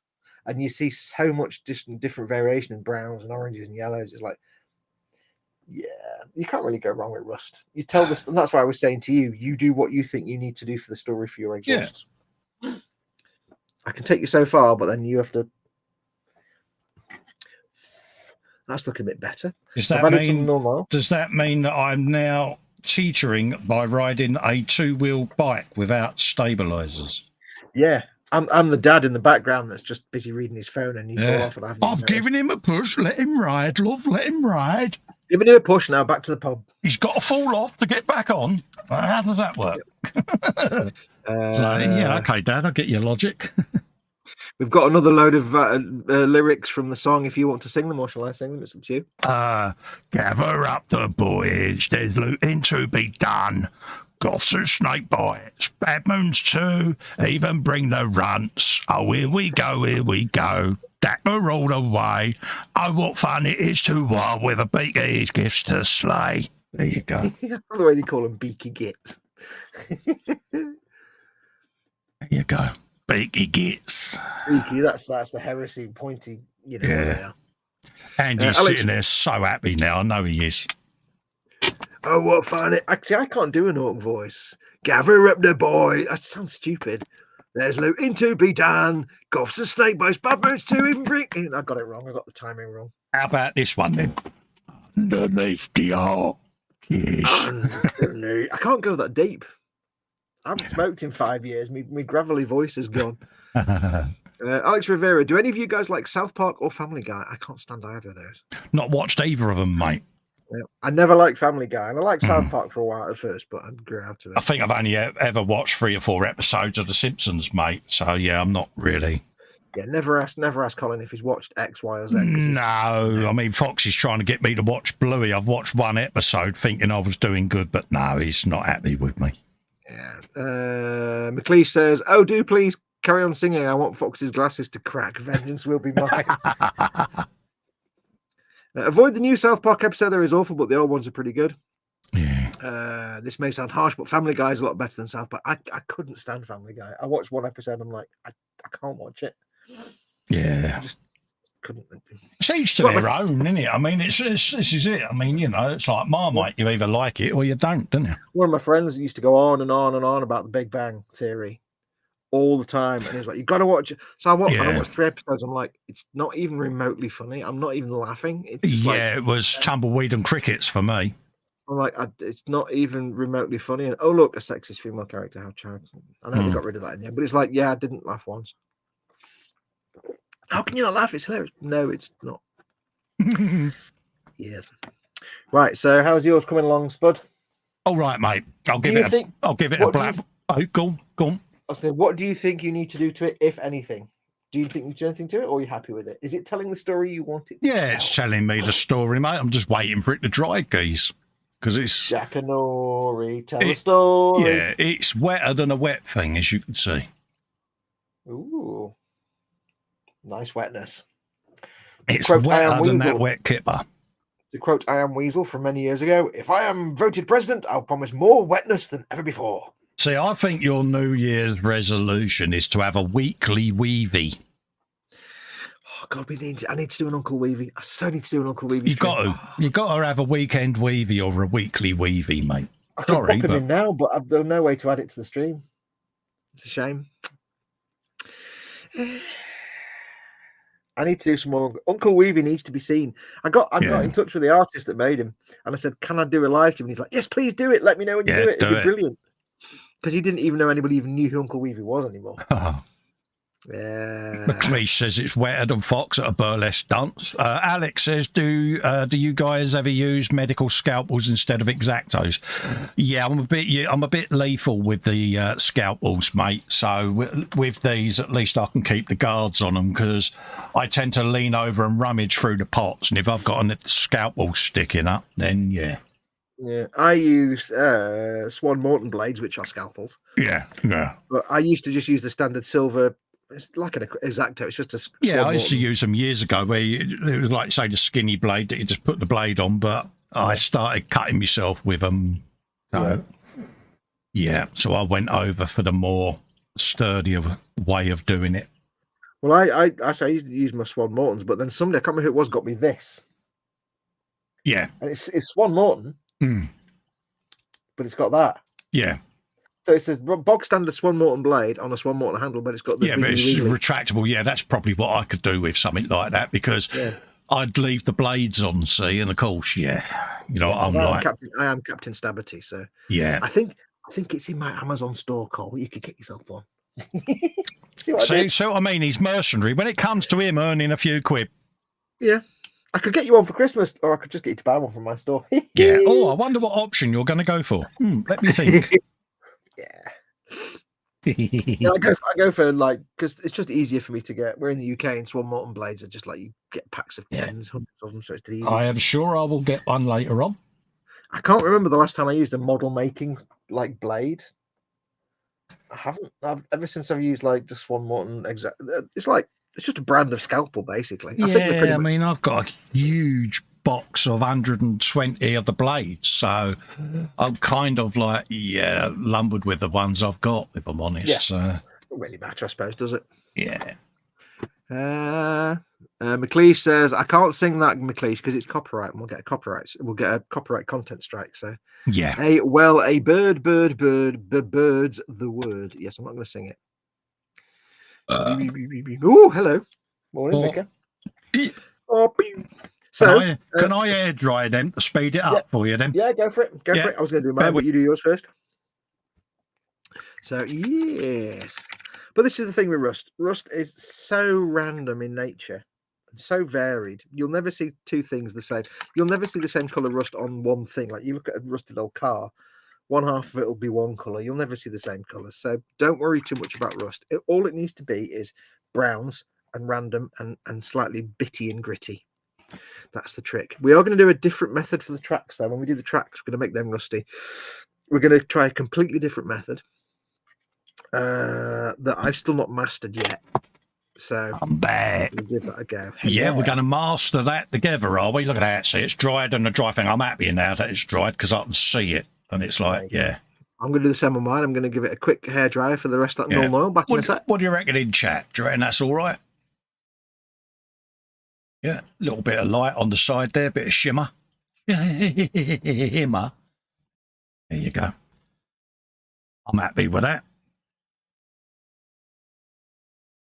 But no, I like that retractable one that he's got there. Yeah, because I've still got a packet of the blades somewhere, but I just found that I was a bit calamitous with them. Andy says it's half left, Cole. Yeah, half left and a bit in the middle. See what I did there? I don't know why, but like I do beatbox when I'm hair drying. Oh, you didn't? For some reason, I always do, but for some reason I'm stuck on bossa nova beats today. How are you? Oh, God. I'm there going when I'm trying to do. I don't know why. Whenever I turn the hair dryer on, I have to do beatbox. When I'm doing I don't know why I am the way I am. If you can't figure it out, well I don't get a chance. Alex says, you guys should build the Gundam X or other Gundam. Yeah, Fox was doing Gundam yonks ago, wouldn't you, mate? Do not buy the perfect grades. They are big models and they're expensive, $150 to $200. I've got a Kshatriya just over there, mate. I started this channel doing Gunpla. I got burnt out on them, so I stopped. My favourite Gundam is the Strike Gundam Mhm. and variants thereof, Strike Freedom, things like that. I'm just going to nod Freedom at this Gundam. stage. Yeah. Yeah. I've got a Kashatra to do. I've got a few master grade. I've got a master grade Sinanju to do. I've got some bits and bobs. I have built a perfect grade Zaku. Almost finished it. I didn't finish it. I have built a perfect grade. Is that perfect grade? No. Yes. No. I've got a big 160th strike, but I can't remember if it's perfect grade or not perfect grade. I like perfect grade's good. Not cheap. No. But no, strike's my favourite mobile suit. My favourite ever Gundam that I built though was my mega size RX-78. That was so much fun. It's like 10 parts. Yeah, that was one you thoroughly enjoyed, isn't it? Yeah, because it was like the building was like, apart from when the ankle completely exploded, but hey. Yeah. Right, so. Is that the first time you discovered the wonders of Bandai plastic, was it? Yeah, first time I realized, understood Bandai plastic isn't good with thinners. I'm like, oh, thanks for that. Right, so I'm happy with my exhaust the way they are now. Yeah, happy days. Do you want to do any more with yours? Are you happy with yours? I'm happy, mate. I'm happy. Is your story told? Yeah, my pair of pipes are talking to me. Steady now. Steady now. Right, so mine look a bit bright and leery, but again, mine look nice and understated. Yeah. I can send you a picture later. Yeah, you'll see what I mean. I'll see when you put pictures up anyway, won't I? So. Damn, he's caught me out. Yeah, I've got to put pictures up now. Yeah, you're telling your story. But yeah, we've got weathering to go later on anyway, which will, you know, when I do a gunk wash when we do the streaking and stuff like that, I can, if I want to, I can put it on that and tone it down even more, or I can leave it. You know, hey. What should we do next? Next, I think next we should. What time are we on? 7 o'clock. 7 o'clock. You've had a long day today, haven't you? I think next what we'll do, just to get it done, we'll base coat the big spongy gun on the front, the big shooty gun. Right. Okay. Yeah. So you all know it's the Leman. I think it's a demon then. Leman Russ it. Leman Russ punish. Oh god damn it! I've got McLeish in my head going Leman Rustic or whatever. No, he's got inside your head today, isn't he? I know, it's the Leman Russ Punisher. It's got the big gun on the front. Yeah, the big Gatling gun. Granville. So we're going to paint this, but we are not painting it lead belcher. Oh. Now, this won't become apparent until the very end when we do the last bits of dry brushing, but there's a madness to this method. So what we need now is a colour that I know you have. And I know I have. I'm not sure where it is, but I've got it. It is, I hope you've got it. It's dark. Yes, I've got Dark Reaper. I think you've got. Dark Reaper. Yeah, you did it on you did it on the big gun on the stomper, didn't you? Yeah, bit of that Dark Reaper. Yeah. Now, Dark Reaper is a brilliant German grey colour if you're using Citadel paint, just as an aside. Shaky. There you go. Dark Reaper. It's like a bluey grey. On here, what you're looking at now, it looks really faded, but it's quite a dark blue grey colour. It's nice. It looks faded on camera here because I'm on a webcam and the webcams are crap, but McLeish says Leman Russ Punisher with the cannon.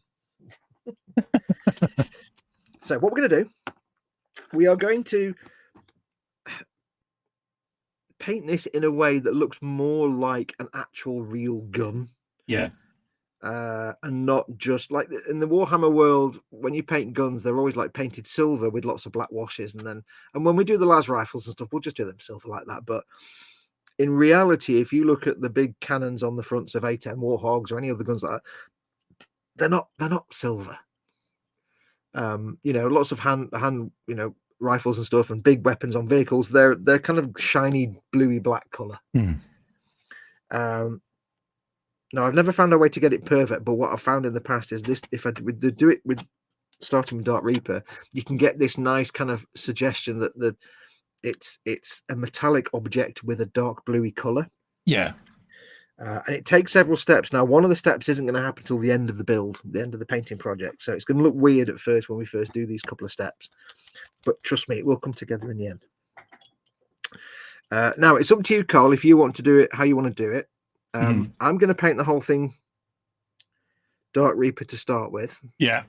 Some people like to paint, like the bit with the holes in at the end, the muzzle brake. Some people like to paint that in a goldy colour. Yeah.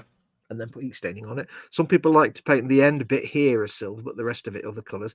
It's up to you how you want to do it. How do you think you want to do it? I'm going to do it. I normally would just do the whole thing Dark Reaper, and then. To be honest with you, I'll go with what you would normally do it with, mate. To be honest honest with you, yeah, do it that way. Okay, works for me. Because I think we've got some. I know on the end of the plasma, on the end of the melter guns, we're going to do some heat staining on them, or is it on the exactly? So there's going to be a bit of that on there anyway. So we'll brassy heat staining on those. Okay, so all we want to do is get our wet palettes, gentlemen. Start your wetness. Remembering I can't pick this one up by the lid because it's rubbish. Whippлекins. Yeah, I don't know. Well, you remember when it fell over last week, didn't it? Yeah. Well, you so like a Dark Reaper. Now it is Dark Reaper is like a dark blue. It's like a real dark blue color. It is a perfect color for German grey, though. Well, not perfect, but it's a really nice German grey color. But you have to look at it. Whenever you look at a color, you have to look at it and then think what you're going to put on top of it. Like this, you can see it there. You can't see it there. You can see it there. It's like it looks a bit pale to you, but it's actually a lot bluer than that. But I'm seeing it with 2 coats of null oil on top of it, which is the color I want it to be. So we'll move all these paints out of the way. And there's nothing special here. This is just 2 thin coats. I need a brush. It's like Duncan's just walked in then. See what he did there. 2 thin coats. 2. Get it on. Is that with a capital F? With a capital F. Thin. Thin. Absolutely. Yeah. 2 thin. Not fat. I'm going to use this shade brush. I see what good shout. I'm going to use a shade brush because you don't need a big point for this, but it's got a point on it and it's a big brush, so it holds a lot of paint. So, thanks. So we'll get a little bit of water on that, just a tiny amount. Get it on the wet palette. If you're using a big brush, remember, of course, that it soaks up a lot of water, so don't overwet your wet palette too much. What I'm going to do is I'm going to go up to the mantlet there, so this ring bit here. Yeah. But I'm not going to go past that. I think I read somewhere it's called a mantlet. That bit. The sort of the bit that's where the cannon joins the hull. I could be wrong.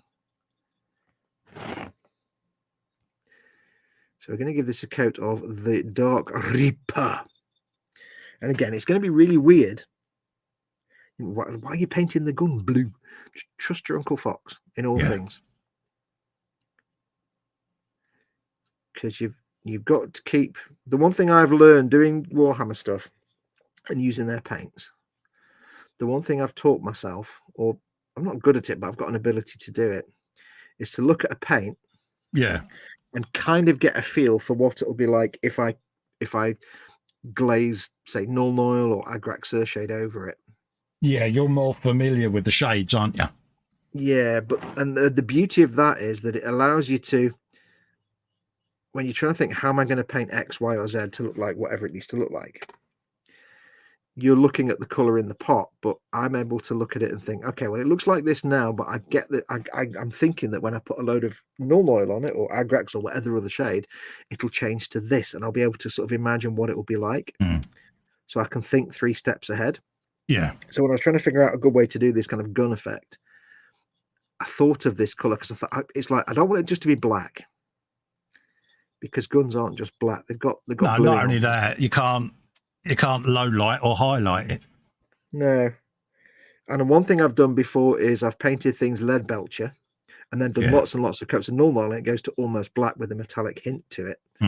But it still wasn't quite right because you've got that bluing on weapons. It's like, how am I going to get that blue effect? Yeah. And it's only really subtle, but this is just one way I figured out. It's not perfect, but that's the job. It's my current way of doing it. So I'm going to let that dry for a minute. It's a bit of a thin, weedy coat.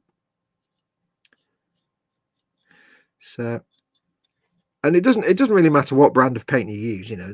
I'm using Citadel, but other paints will be the same. You get, with experience, you'll be able to look at the color in the pot or in the bottle and then project forward what it'll look like when you've added something else to it, like a glaze or a Yeah. wash or a streaking grime coat or whatever you're going to do, you'll be able to think, right, that looks like it's a bright green color, but when I've done this and I've done that and I've put a green wash over it and I've done so, you'll be like, okay, that's exactly the color. And that's how Yeah. you would sometimes end up with. You'll see people sometimes they'll be painting and things like, right, I need this to be a specific color, and I'm going to start with this completely different color that's nothing like the one I want. Hmm. And you'd be like, what? Yeah. But then you see what they do after it, and it's like, Yeah. Now it makes sense. Yeah. yeah. Like I've seen people like painting like monsters, and they say, right, I'm going to paint the tongue and the mouth, and I'm going to paint it grey. Yeah. What? And they paint it grey, and then they do lots of like glazes or washes of reds and pinks. And you end up with the contrast and this kind of like fleshy. And it's like, I never would have thought to start with grey, but sometimes they do. Yeah, but we are the paint along with Nancy generation, aren't we? Where we saw good old traditional brush painting techniques and different colours used, probably in a way that they shouldn't have been. I wouldn't recommend painting with a palette knife. No. I do recommend singing the music while you're painting them. Yeah. Yes, I know the paint along with Nancy music. I've got an eidetic memory for music, for tunes. Have you tried Persona 4 yet? No. I've been streaming and stuff, been I? Good. When am I gonna get the chance today? Good. It certainly won't be today, put it that way. No. There's no rush for that one. Hopefully at some point this week. Yeah. Because I need to explore. Yeah. I maybe leave it as a treat then for when you're more familiar with gaming and controllers.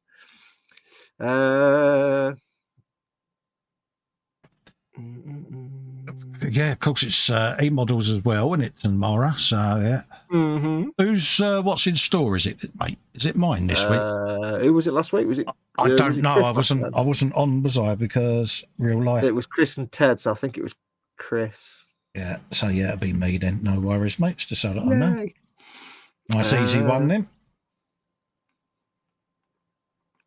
Alex Rivera says, "What would Godzilla be like if Andy Serkis directed the film?" Oh, could you imagine that? I'd watch it.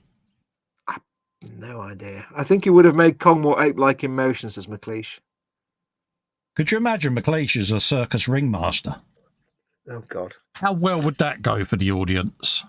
Yeah, it'd just be he'd be on the big microphone and a string of made-up words. Yeah, I'd be happy. Absolutely, I'd go for it. Right, so that needs a second coat. We go for the usual Duncan Rhodes 2 thin coats here, mate. Yeah, I mean, one coat was my first coat was a bit. I need to get a decent base brush there. That shade brush was not the right brush to use. No, I'm using me Toad. I started off using a different brush, but I've gone with a Toad. A pointy brush is not ideal. I need one of them like teardrop shaped base brushes, really, because they're so flat, just because of the shape of it. So I'm desperately trying not to knock that aerial off again. The concentration is. Well, it's a bit like me with that flipping crow's nest on my stumper, isn't it? Yeah. Don't worry about getting lots of paint on in the holes inside the muzzle brake, because no, I'm just scooting around and seeing where the paint lays, mate. Yeah, they're going to get dark in there anyway. So now the only downside to doing the method we're going to do is that it doesn't really lend itself to doing lots of like either smoke effects or heat staining at the end of the weapon. Yeah. But frankly, I'm not even convinced that's a realistic thing anyway. But because it's going to be naturally a dark color, we can't really we wouldn't do heat staining on it because it's going to be dark. But we can't also then just dry brush on some sort of smoky or dark or black color to suggest like carbon. Yeah. Because it just wouldn't be visible. So we shall do wear and tear instead. Well, normally smaller weapons show the heat staining, don't they? So yeah. It's like, if a weapon's well maintained, an A10 Thunderbolt doesn't come back with the gun on the front covered in like carbon soot and stuff on the front of the muzzle. I mean, it only fires for like about 13 seconds anyway. Stefan Lars says, yeah, it was Chris. Can't remember anyone actually got it or if you had to give the answer anyway. Guessing went on for minutes. Yeah, that'll definitely be Chris's one. Mine will be a lot easier, mate, because I normally put all of about 3 minutes flat into mine. So, yeah. Yeah. What's the theme? Is it red things? Are they all red? Yeah, there you go. Yeah, this week's theme is things that are in the e-model store. This week's theme, the first 5 items in the new in-store page. Yeah, I've done that one before. This is the new in section. Did you read the? I don't know if you saw it in our messenger chats. I'm not going to go into details here and live on telly, but did you see the thing I put in the mod chat about the models chat about e-models and their listings? Yeah. Yeah. Pete mate was sending me messages like, ah. Yeah. How long have we been saying? Well, no. The thing is, I said to him, I feel really bad because we spotted that ages ago, but we never said anything. We should have. We didn't think it was anything really. We got so used to doing the infamous F5, didn't we? Yeah. And it's like, So, yes, we won't. But yes, anyway, that was interesting. Right, so there's a couple of coats of Dark Reaper. Face Palm of the Year award. Yeah. Now remember, it doesn't look as blue as it actually is. It's for Foxx as well. I'll see if I can adjust it. Let's see just a little bit. Hang on. Pardon me. La la la. Are you burpaging? I am, mate. I am. I'll Burpularity. What is something else I've got to insert in your box? No, Ew. that sounds wrong. Ew. Yeah. Can we scrub that statement from all our memories? Right. It's not exactly right, but if I adjust the colours, that's kind of the colour it looks like. We've kind of got matching guns in, isn't it? Look. I'm shooting you. Would it be wrong if I said our weapons match? Look at that. Nicely lined up. Oh, let's get the other hand under it. Yeah, look at that. So that's the kind of blue it comes out. Yeah. So it's actually a nice shade, though, isn't it? It is a nice. It does make a lovely German grey. If you're making some, say, bolt action miniatures, World War II miniatures, and you haven't got, say, a Viejo German grey colour, any proper German grey colour, this is a nice little stopgap. Would I be right in thinking this would be good for Krieg? For some of their garments. Yeah, if you're doing the Krieg blue greatcoat, that'd make a great German grey colour. God, did I just get a Krieg segue in? Yeah, you did. I mean, it's not. You're proud of me. I don't know all the different battalions of Krieg, but they do have all different coloured greatcoats. But if you wanted to do a more sort of a more classic World War II German European theatre, which is a sort of German grey colour, and it's actually called German grey, then yeah, it's a great colour to use.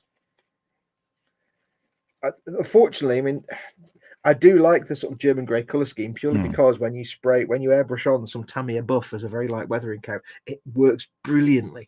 If you look at any Tamiya box art for vehicles, World War II vehicles, and they're in German grey, like support light armoured vehicles, and they've got that little hint of dustiness at the bottom, you can do that with Tamiya buff, and it just looks so good on German grey. Ooh. Right, we'll let this dry for a minute. Andy McLeish, here, this emoji is just for you, and he flips me the bird. I know, poor you. I'm welling up for you now, mate. Can you recommend any sandable airbrush primers, says Alex Rivera? Yes, absolutely. Depending where you are, there's only one primer I would recommend. There's one primer I wouldn't recommend. You want to get yourself either what Colin's showing you there, it's Ultimate Modeling Products Ultimate Primer, or UMP Ultimate Primer. It's also called Badger Steinile Res. Yeah, or MiG One Shot. Yep, or Ammo by MiG One Shot. They're all the same product. They're all Badger Steinile Res. It's a horrible name. If you're in the US, and I'm guessing you are possibly, it's Badger Steinile Res. Yeah. In UK, it's UMP Ultimate Primer, and in Europe, it's Ammo by MiG One Shot Primer. They're all Badger Steinile Res. They are incredibly easy to airbrush on. You can't mess it up. You can slap it on carelessly, and it'll come out beautifully smooth. And they are completely sandable. Don't use Vallejo primers. They're terrible. They're not sandable. They're hard to use. Just don't. Some people use them on miniatures and have no problems. Like, yeah, they're fine on a miniature. Still got my original bottle of Vallejo primer up there that I did on the Rossi bike when I first got back into the hobby. Horrible stuff. Horrible stuff. It's like does everything that a primer doesn't need to do and doesn't do anything the primer should do. So, yeah, ultimately, Badger Steinal Res is the actual name of it. Mm. If you're airbrushing, if you're not airbrushing, you're rattle canning, then yeah, just any model making rattle can. Army Paint to do some good primers. Yeah. Comes in all different size bottles as well, so you can get tiny little bottles of it as well. Yeah, different colours. But they do black, grey. The only one I'd steer clear of is the Ammo by MIG one-shot primer white. Is terrible. I don't know what they do to it. But it's not as good as the Badger one. So it's the same product, but they do something to it. Right, that's looking quite dry. I'm going to give it a quick hair dryer blast. Yeah, you go for it, mate. 1 second. No worries. But yeah, definitely the UMP primer. It's my go-to. I love the stuff. Yeah, I got put onto it, and yeah, use anything else now. That's what it says on the tin. I've moved away from bossa novas. Oh, you're good, you are. I was more like a this time. I'll just have a quick mute and I'll dry them. Yep. So yes, that's done. Those are the really good. They're acrylic primers. They're absolutely idiot proof. You can't get them wrong through an airbrush. You need a nice fat airbrush, so at least 0.35 or higher, because they're quite thick. Do not thin them ever. Don't thin primers. But you can't go wrong with them. So Badger Steinal Res if you're in the US. You can get it in the UK as well. Ultimate Modeling Products, Ultimate Primer, or Ammo by MIG, a one-shot primer. Just don't use the white ammo. It's not very good. So we'll get this done. We won't get this gun finished, but yeah, it looks weird now because it's blue, but trust Uncle Fox. It will all come good. Trust your Uncle Fox. Yeah. So the next step... Can you guess what you know what the next step is, don't you? Does it involve a shade? It involves the shadage of the oily kind. Burpage, yes, indeed. See, yeah, time for normal oil. Yeah, I say I do remember things allegedly. So here we go. This is very simple. We're not going to get this finished on this stream because it takes several coats of this, but we're going to basically just blap some shade on it. Now you have to be very careful that it doesn't. I've put my lenses somewhere. Where are they? There. You have to be very careful this doesn't pool up, and ideally you want to do it so it's not going to have like gravity having a massive effect. Otherwise you get dark bits and light bits. So it's more of a glaze really. So get it on, but spread it around enough that it's a thin layer. Yeah, keep it moving basically, isn't it? Yeah. It's not like when you blap the shade on and let it pool up in place, isn't it? Because you want it to be a uniform layer of the shade. You're glazing rather than actually shading. And watch your turret antenna. I just pinged mine off the bench. Oh, did you? It didn't come off. It just went bing. I heard it scrape along the bench. I'm like, oh. And if you can get it build up in the little the little sort of holes on the muzzle brake and stuff, that's fine because that's just adding some shade in there. But the whole purpose of this is not to create contrast and not to shade the recess. It's to actually darken it. What we're doing now, I love using shades to darken colors down. It's a real lazy way of doing things. Yeah, but it works. Yeah. That's why if I've got, like, say, a bolter, if I've got a Space Marines bolter, instead of painting the black casing on it, I'll paint the whole gun lead belcher, and then I'll brush over null oil onto the casing, like 5 or 6 coats of it lightly, and it'll gradually make it look black, but there'll be bits where it pulls away from the edges and it looks metal underneath.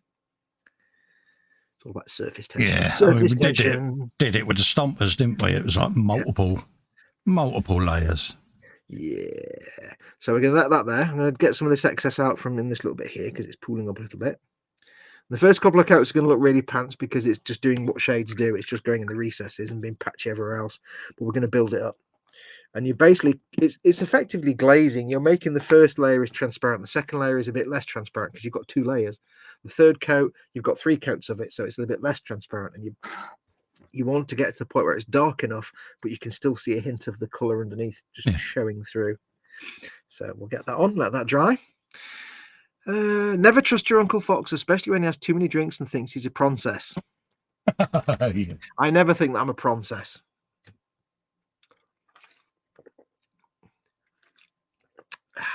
Yeah, he comes back in and goes, princess. Yeah. I prefer to ignore that and just mock him for saying princess. Well, it must be a sensations thing, eh? Yeah, it's all that sweet chili. He's got Yeah. the tickly fingers now from all them sweet chili. That's what it is, isn't it? Yeah. With its black plastic package and its little Do picture you of a chili think on when the he front. sips, you think when he sips his tea, he has his little pinky? Like that. Yeah. Yeah. Of course. He's like, oh, look, I'm so civilized. Ooh. He does, doesn't he? He just, yeah, you reckon he does, doesn't Very he? civilized. Tiny little cup, and it's neek. Yes.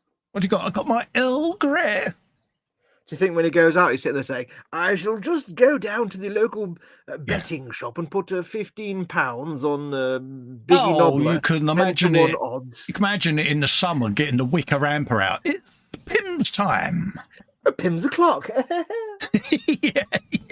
Yeah, running across the bowls green. Yeah. He hates us. He does, doesn't he?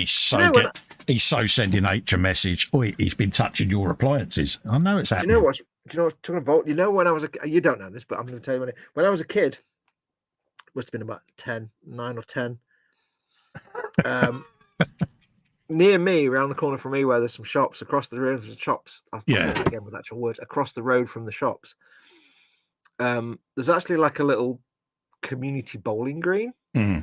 There's like a little bowling green. It was a full-size ball, and then on the behind that, there's 2 little tennis courts. Yeah. Nobody ever used the tennis. This is in the 1970s. Nobody ever used the tennis courts.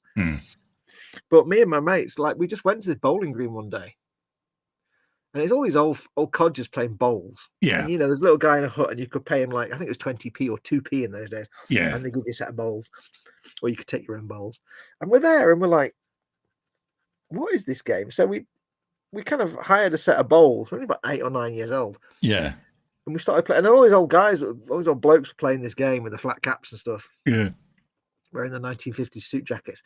And one of them was like, started to show us how to play the bowl, talks about bias and stuff. And it's like, you know what? To a 10-year-old kid, it was great. It was great fun.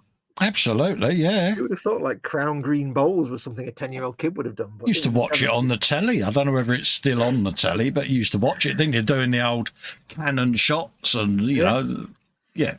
We thought it was great. Yeah, but you know, mate, that we'll be playing that game eventually, mate, because, yeah, we will be beige man with our summer hat on. Oh, yeah. I'll try and find a proper 1950s 3-piece suit so I can sit there in my waistcoat and proper wool double-breasted suit and a Panama size 9. Well, I wouldn't go for I'd go for single-breasted, but big, thick wool jacket, tailor-made. So I've got my vest, my waistcoat, my waistcoat, my thick wool jacket, my trousers that are like 1.5 foot wide with a turn-up. Yeah, take 3 steps for the trousers move. Yeah, they're like 1.5 foot wide, but all the way up because they're not flared. Bit Kim Jong-un, you know, all the way up. Yeah, you'd have proper braces. Yeah, proper braces. Yeah. Flat cap. Yeah, none of these clip-on shenanigans. Proper button-in braces. Yeah, and if I'm very careful, I'll make sure the suit is at least one size too small. Like I've been working down the mine. And it's a little bit too small. They're always like, if you look at the old film, they've always got the sleeve a little bit up. Would you have a little threadbare patch on one elbow? Yeah, and I'd make sure I got some proper Victorian-style boots that go up above the ankle. Yeah, I know the ones. Yeah. Proper working man. Yeah, the proper squarish or squared toe boots you can imagine. Yeah, the bobbin says it's like very, very big snooker. It is. Yeah. Because we were having a great time, and then this old guy was like, do you want to know how to actually play it? We're like, yeah. It's like, well, it's all about the bias, and this little bit on the side where you put your thumb, and that's about the bias is getting the tilt. And I'm like, whoa. Yeah, it's like, cool, there's technique to this. Yeah. But my dad used to laugh because my dad was most people know my dad was a television cameraman for like 40 years. And the one thing he used to hate more than anything, he used to hate when he had to go and do sport, because he's like me, he didn't like sport.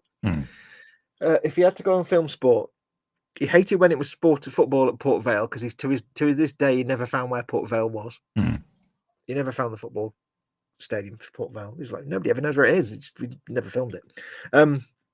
But he used to hate doing crown green bowls.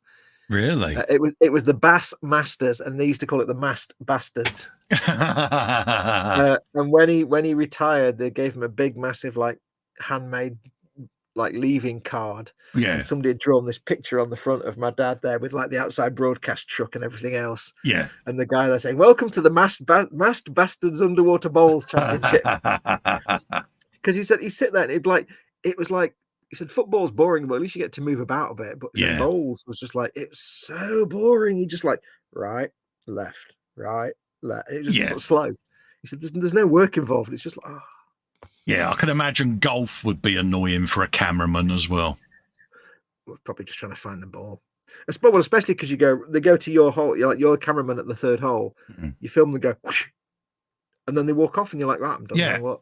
And it's the camera trying to follow the ball, and it's like, I'm looking at a load of sky. I can't see where the ball's gone. I ain't got a clue. I can't see me balls. You know, why have they got so many bats? You know, it's like, bloody, they only need one to hit the ball with, don't they? Yeah.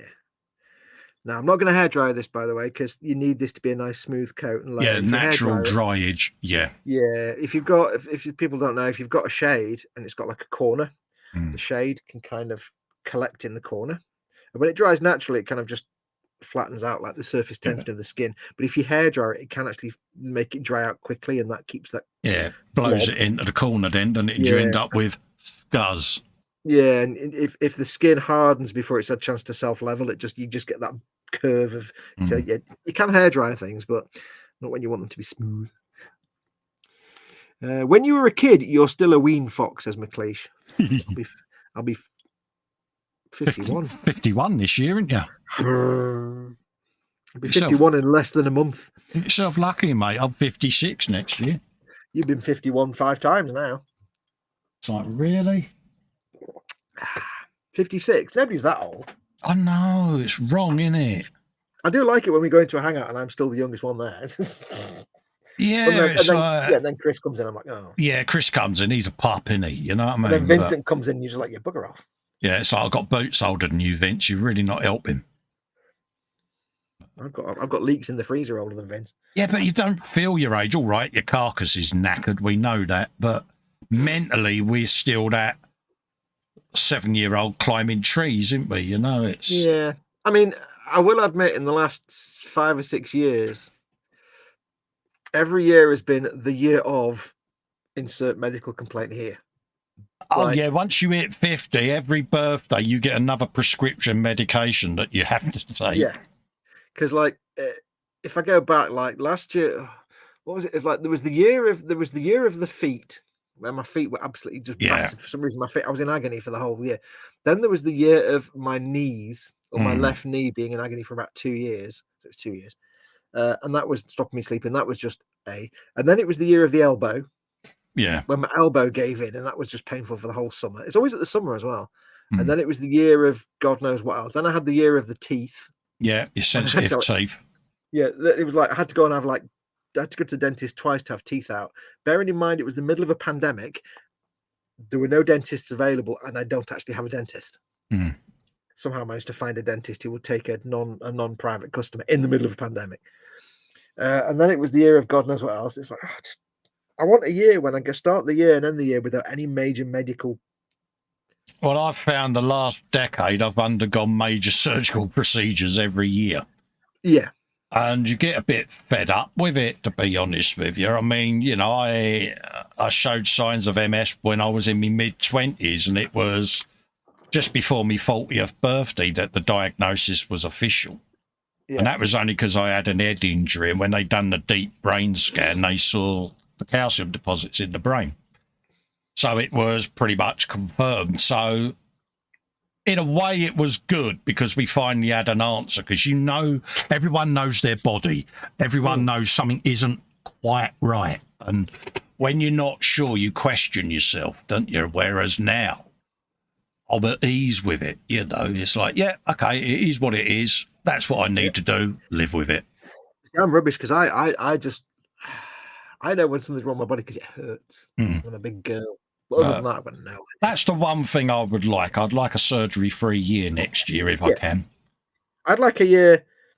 Well, over the last 4 years, I'd like a year I don't have to go to A&E at least once. Yeah. If it's not a broken toe. This year it was the shoulder. Last year it was the Mama Wolf. The year before that it was my toe that I broke. You know, it was like really. I got discharged from after having the fusion, and then it was, oh yeah, you got one more MRI. Yeah, no, oh, you got another tumour. We got to go in and get that out. And it's like, oh, for God's sake, you know. And it was like, really? And like you say, summertime. Yeah, how's your recovery? Going really well. And I was getting really ahead of it. And then it's, yeah, got another one. We got to go in and get that one. Oh, great. There's always something. So I would like it not to go under the knife if I could next year. A hospital-free year would be nice. It would be lovely, but it is a pipe dream because, yeah, you're under the hospital anyway. But yeah, but it's like I spent the first 47 years of my life, and I must have been to my local hospital like maybe twice. Yeah. In the last 4 or 5 years, it's been like an annual event. I'm like, really? Well, this is it. You know, it wouldn't be so bad, but they're very invasive surgeries, and it's spinal surgery, and it takes a long time to recover. Oh, yeah, and the recovery's a nightmare because you can't get up and about, and you've got to lie on your side and all that kind of stuff. Oh, mate, yeah, and you know what I'm like. I'm a nightmare because I was busting your plums within 24 hours of having the op, wasn't I? I'm bored. Yeah. I want to be bored. This is how sad I am, folks, right? I've got applications on my phone and my laptops and that where I can remote access into this system. And I remote accessed in to look at the webcam so I could look at my bench because I had a kit on it and I was missing my bench. I'd only had the operation 9 hours beforehand. And my missus was like, really? I'm like, crazy yeah. fool. Then I got her to angle it so I could watch a 3D print job. I had to educate H on how to set a 3D printer. And it was like, yeah, there you go. Make sure the filaments on. Just go down, switch it on. I can do the rest from my phone. I can go into mobile raker and do it from there. She says, you're watching your 3D printer, aren't you? Yes, I am, dear. I'm blowing on my end. You blowing on your tubes? I'm trying to get me big sticky out bit to dry. It's already begun to darken it down a little bit. Yeah, I think we killed chat, by the way, talking about medical things. They've all gone quiet now. Oh, yeah, sorry about that, folks. We went off on a tangent. Everybody's just there going, oh, God, we're old. Yeah, what's the weather like? We've had our old age pensioners with No, the weather's miserable. Don't talk about that. We're done now. What would be your ultimate Christmas present this year? Something expensive. That's all I can. I don't know. A lottery win? Yeah, that would be nice, wouldn't it? Yeah. I wouldn't want millions. I would want enough just to be comfortable, to take the pressure off, if that makes sense. I want enough so that I never have to have a job again and I can pay the bills for the rest of my life and any urgent repairs in the house and have a bit of fun. Yeah. I don't need millions. No, I wouldn't want 150 million and stuff like that. Would frighten me because we're working class blokes that were born stark as bald and skint, and would that sort of money change us? You know, you buy a 20 quid tank, you appreciate that you've had to save 20 quid to go and buy that. Whereas you hear of footballers lighting cigarettes with a £20 note. I wouldn't want to become that person. I'd want to maintain my appreciation of the value of things. Well, until I got the restraining order, I'm just, what do you say, bold, starkers and skin? Bold, starkers and skin, yeah. Yeah. After the restraining order, I'm just bold and skin. Yeah, and that's how I intend to Joe live. died when I forgot the words. That's how I intend to depart this world. I want to die bold, starkers and skin, and the last cheque I write to the tax man, I want it to bounce. The last cheque you write to the tax man, you want it to be £8,008.05. Yeah. So you're writing boobs on your cheque. That's what he did there. Then again, checks. What's that? Yeah. Right, I think we're good for a second coat. Are they still a thing? Are checkbooks still a thing, folks? No, I don't think so anymore. When's the last time? Here's a question for you then. When's the last time you had cash? About 3 hours ago when I went to the shop for Mama Wolf. Oh, really? Yeah, because I go around the corner shop. I didn't realise until my missus was showing me that there was the new £5, the new £10 and that, and the new 20. I didn't have a clue. Yeah. The last time I remember a fiver, it was the McEnroe one where you folded it and the Queen looked like John McEnroe. No, we do like, what we'll do is we'll get... What are you doing there? Are you fettling? I'm having a second coat. I said we're ready for the second coat now. Oh, sorry, I was rambling, mate. You were rambling, weren't you? I was. Yeah, we do. We do everything online now, but what we'll do is like every now and then I'll go to the cash point and get like a chunk of money out for Mama Fox, just for things like if I need to nip to the corner shop. Right, yeah. If I want to nip to the corner shop and get a loaf, or if, you know, just something comes up where it's like, well, I'll just take a tenner, you know, because like obviously with Mama Fox being in hospital back and forth, we had to keep getting cash out because I had to go and pay for parking at the hospital. So yeah, because that's a potential wibble. That, so we'll divert off of that subject. Yeah. So yeah, we'll get little bits out, and that money will sit there in her purse then, and as and when I need it, it'll be like, we need a loaf, and I'm like if I need a loaf, it's either I'll go on Amazon and I'll order like from Morrison's like loaf and some milk and some other bits and bobs. Yeah. But if it's like I just need a loaf, well, I'm not going to go online. I'll just go around to the corner shop and get it. Yeah, but then it's easy just to give them cash. There's a £5. There you go. Yeah. So there's always a thing for cash, but not often. I've not used cash myself personally. No.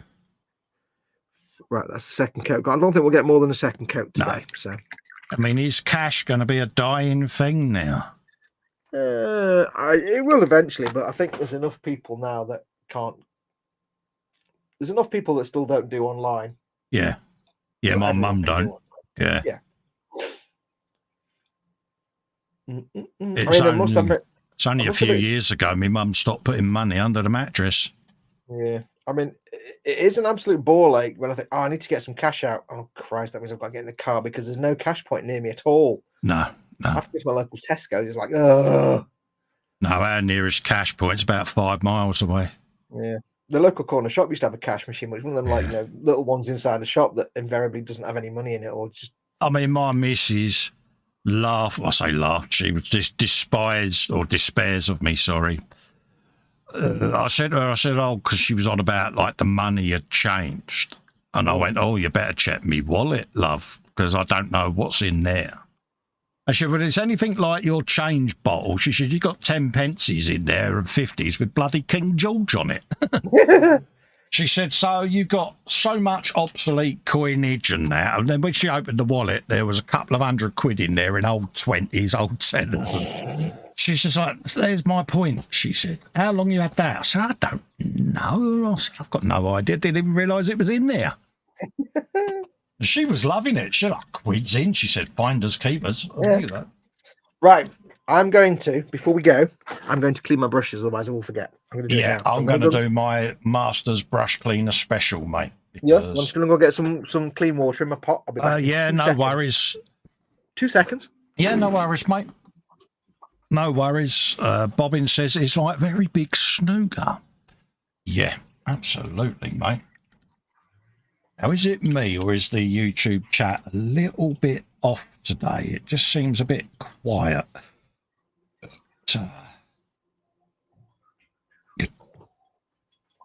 Are there any particular prezzies that you're coveting this year, folks? That's my thing. I'm lucky. I'm getting when H and the boys asked me what I fancied. I just said, well, I've got these kits. I'm going to need these lacquer paints to paint them. So just grab us paints and consumables. You know, I'm happy with that. So you missed a trick there, you see. Yeah, I did a nice paint list, and my missus is like, can't just get your paint. I won't, will surprise me. Yeah. Has chat died, or is it just me that's not? No, I've just asked that question. Have you? All right. Yeah, because, Are you with us, people? Yeah. Yeah, you missed a trick there, because you see, what you should have done is like, what do you want for Christmas? www.forgeworld.com. Yeah, she doesn't know Forge World exists, mate. Because I might have denied all knowledge that it's even a thing, mate. But does she not see the big white box with Forge World written on the front? No, because it's hidden. This alleged thing that you're on about that I know nothing about. Jolly good. Understood. Switching up now, sir. Yeah, but they was gifts anyway. Hey? They was all gifts anyway, weren't they? Yeah. Where are you people in chat? Have you all just stopped talking or what? Have we bored you all to death? Yeah, they've got fed up with us now. Somebody say something. I did ask them what their prezzy of choice was going to be this Christmas, and They're all I've got a deep big in empty thought. gap. I think chat might actually be broken. Yeah. There we go. Yeah, it could be a YouTube thing. I'm getting blankness. Yeah. So I think chat might actually be broken, I think. Yeah, it could well be a YouTube thing. Let me reload the actual stream. Just in case. I always get, you look at it, you think, chat hasn't updated for a while. This is telling me that chat is fallen over. Yeah, my tablet says chat disconnected, then successfully connected. So. Yeah, it does that sometimes. Yeah, it could be a YouTube thing. Last comment I'm showing is Bobbins talking about very big snooker. Yeah. Sometimes it can be because Mama Wolf is watching some rubbish on Facebook. Yeah. And it's just chewed up all my Could just be that we're old. I'll do a refresh my end as well, but that's what I'm doing now. I'm doing that now, you see. I've got a feeling though that was the last comment in there. I got a feeling, and I'll give you the key. Yeah. It's not like our chat to suddenly go quiet and shut up, is it really? No, I have done a refresh and it's still the same comment. So maybe everybody in chat suddenly just died. I don't know. Jacqueline says Kev has already got his Christmas present. There you go. Exactly. Yeah, he's got a big PC and all sorts. He's got all the things. Yeah, he's been on a mish, mate. He's been on a mish. He's got a 3D printer, hasn't he? 3D printer and curing station, complete new PC rig set up for the man cave, webcams, you name it. Yeah. Is it what you could call a big rig? Yeah, it's basically he's going from a tablet to pretty much a full-blown streaming PC and microphone and all of that lot because he wants to start doing his YouTube. Andy McLeish says it's not the chat that's gone quiet. They're still stunned and in silence that you mocked me relentlessly. No, they're not. No, I think what you'll find is they're all sitting there mocking you as well. They're just not typing it out. Yeah, now he's got the rucksack on his shoulder like Bill Bixby out the Hulk, and he's about to walk off. You can see it.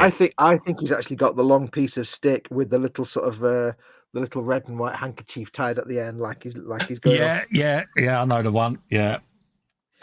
Would it be polka dots? Yeah. Yeah. Do you reckon he would like the toadstool? Yeah. Do you reckon he would untie that and out would roll some sensations?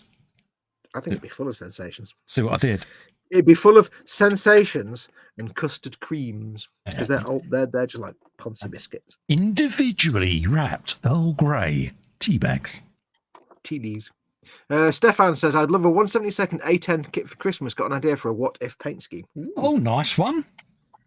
What about a 1/48 scale A10 there? Yeah.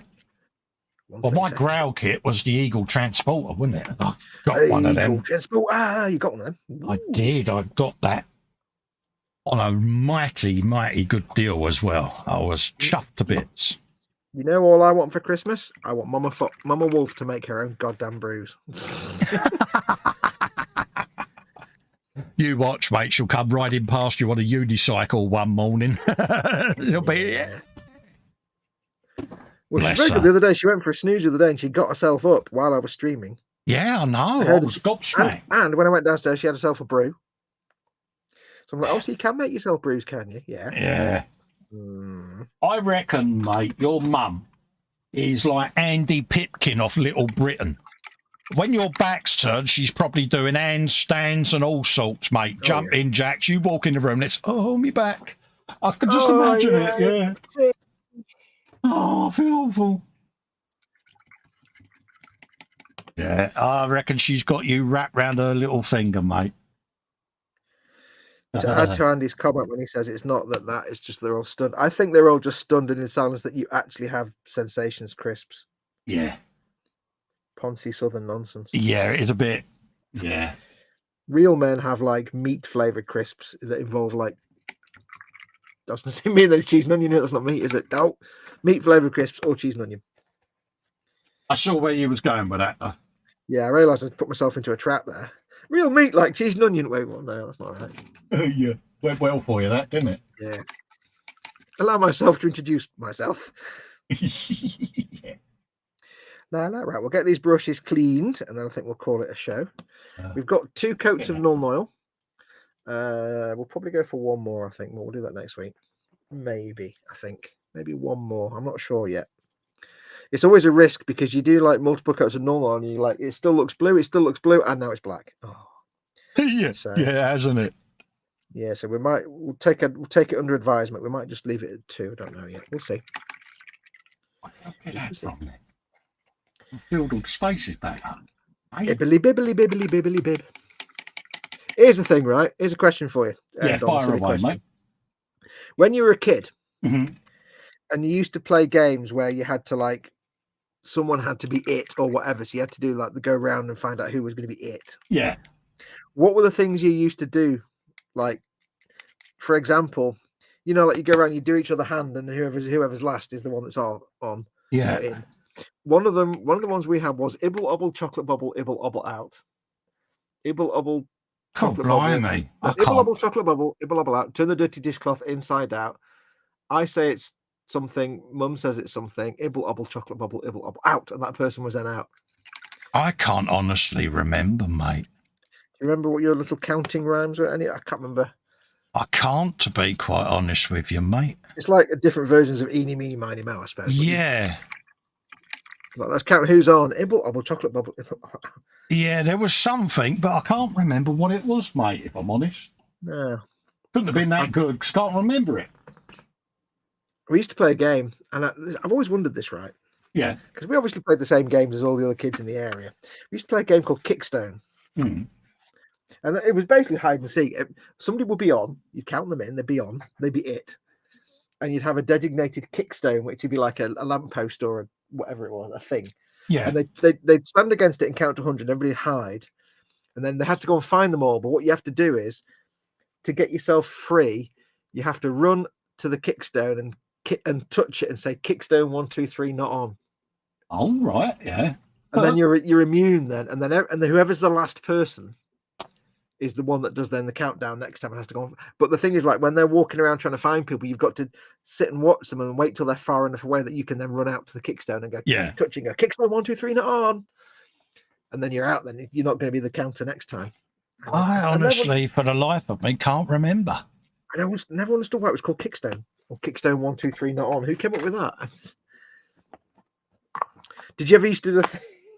I've also remembered in primary school there'd be a thing where you'd see this, like, you'd see a string of children all holding hands. Yeah. And it'd be like watching some like deep sea organism. Yeah. Like there's like 200 kids all holding hands in this big line going around the playground going, all join up for Tiki, being like, you know, Tiki being tag. Yeah. But it was always all join up for whatever the game was. And then at some point they'd say, right, we've got everybody else. You'd all just then get together and start playing the game. All join up for Tiki. God, you got a good memory. I can barely remember. I can remember things like 40-40 and British Bulldog, that sort of thing. But British Bulldog, is that the one where you've all got to stop moving when somebody turns around or something? No, I think that was statues, when it's something musical statues, wasn't it? I remember British Bulldog, but not what it was. Yeah, it was a bit like runouts where you just basically, you had one person and you'd have like a huge, pretty much half the estate. And they would run towards you and you had to just someone or whatever, and then they become the person that had to stand in the middle. But whoever you tapped was out as well. Okay. So it would end up, you know, diminishing in quantity until it was just you. Normally it ended up with little old me and someone who was 6'4" and built like a brick outhouse. And you'd get poleaxe with a rugby tackle and it would start all over again. You're like, yeah, that went well. So far apart, and we had the same game with the same name. Yeah. Did you ever play Field Marshal? Is that a bit like What's the Time, Mr. Wolf? No, that's more like statues, isn't it? Where you turn around and you've got to stop moving. No, Field Marshal was where you had like a group of kids and one of them was the Field Marshal. And you all start off as privates, and the Field Marshal will give each person a task to do. Yeah. And it's basically like a game of dare. And each time they do it successfully, they get promoted. You go up a rank, Yeah, until you get to be who first one to become the Field Marshal, then becomes the Field Marshal and gives the instructions. And there were things like, some of them were just silly, but some of them were like really dangerous things. Yeah. You've got to go and balance on top of that phone mast up there. Yeah. And if you didn't do it, you didn't get promoted, you see, and then you give to the next person. McLeish says, I have one bag of bloody fancy ass crisps and I get shredded relentlessly. If you knew me proper, it's all coffee cans of Monster chocolate, ping burgers and stuff. Of course it is. It's a taste sensation. He does have ping burgers, and I do like the fact he did invent the phrase ping burger. Yeah, you got to have ping burgers, mate. He does get points from inventing that phrase ping burger. Yeah, you do have all of the brownie points. I wouldn't say you've redeemed yourself because, but it's a start. It's a foundation. Yeah, it's building blocks, Andy. That's baby steps, mate. But you are forever going to be known as the sensations boy. You know. Yeah, garlic and bread is a sensation. Stefan Lass says a 1/48 kit will be fine too, but it might be a bit big to project for a what if build, and I'm not sure how it works. Yeah, good point. Yeah, that is a good kit though. Yeah. Or you could do the little 1/72 one if it works, then get the 1/48, and then don't tell me you do a 1/32. I think they do, don't they? God, that'd be the size of a house. Right. How's that doing? Have a look at this. No, we've done well today, mate. I don't know if... Considering the amount of drying time we've had to do in between, this is the problem with this stage. We said this last week, didn't we? Where you're going to paint a couple of things, and then it's like, I don't know whether to do a null coat on that or not. It's gone dark, isn't it? I kind of it needs to go dark anyway because it's got like a black weapon. But whether we do another one or not, it's a bit similar to the rest of the tank at the moment. I think another coat might be needed next time. Oh, I've got quite a difference in mind, quite a few shades difference. See, you put a big, massive, heavy coat on. No, it's had 3 coats. I've only done 2. Yeah, it's had 3 thin coats. That is. Ah, okay, that's why I use a duck because I've only done 2. Yeah, have I done 2 or 3? I think I did 2. Yeah. Okay, yeah. I need to start with another coat next week. Yeah, that's actually quite nice and dark. Then I shall do a 3rd coat off camera later on, and we'll meet up next week and carry on from there. Cool. Yeah. Right, well, I think that's going to do us, though. I need to go for a bit anyway. So, peoples, thank you massively. What was that? I was impressed. I don't know. I kind of need to go for a wee, and I'm kind of doing about 4 different body functions all at the same time. Yes, people, thank you massively for watching today. We've not done a lot, but we've done a lot. So yeah, there you go. Like Festa said, it's been a lot of drying time, and that's the beauty of these things. You see, that's why when you do a live stream, you need to be able to talk non-stop. Oh, we can talk absolute trussocks for hours, us two, mate.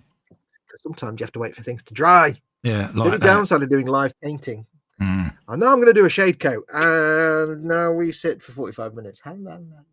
Exactly. Yeah, it's going to be great when we do streaking gram. It's going to take us 15 minutes to do streaking gram, and then we'll just have to stop. Yeah.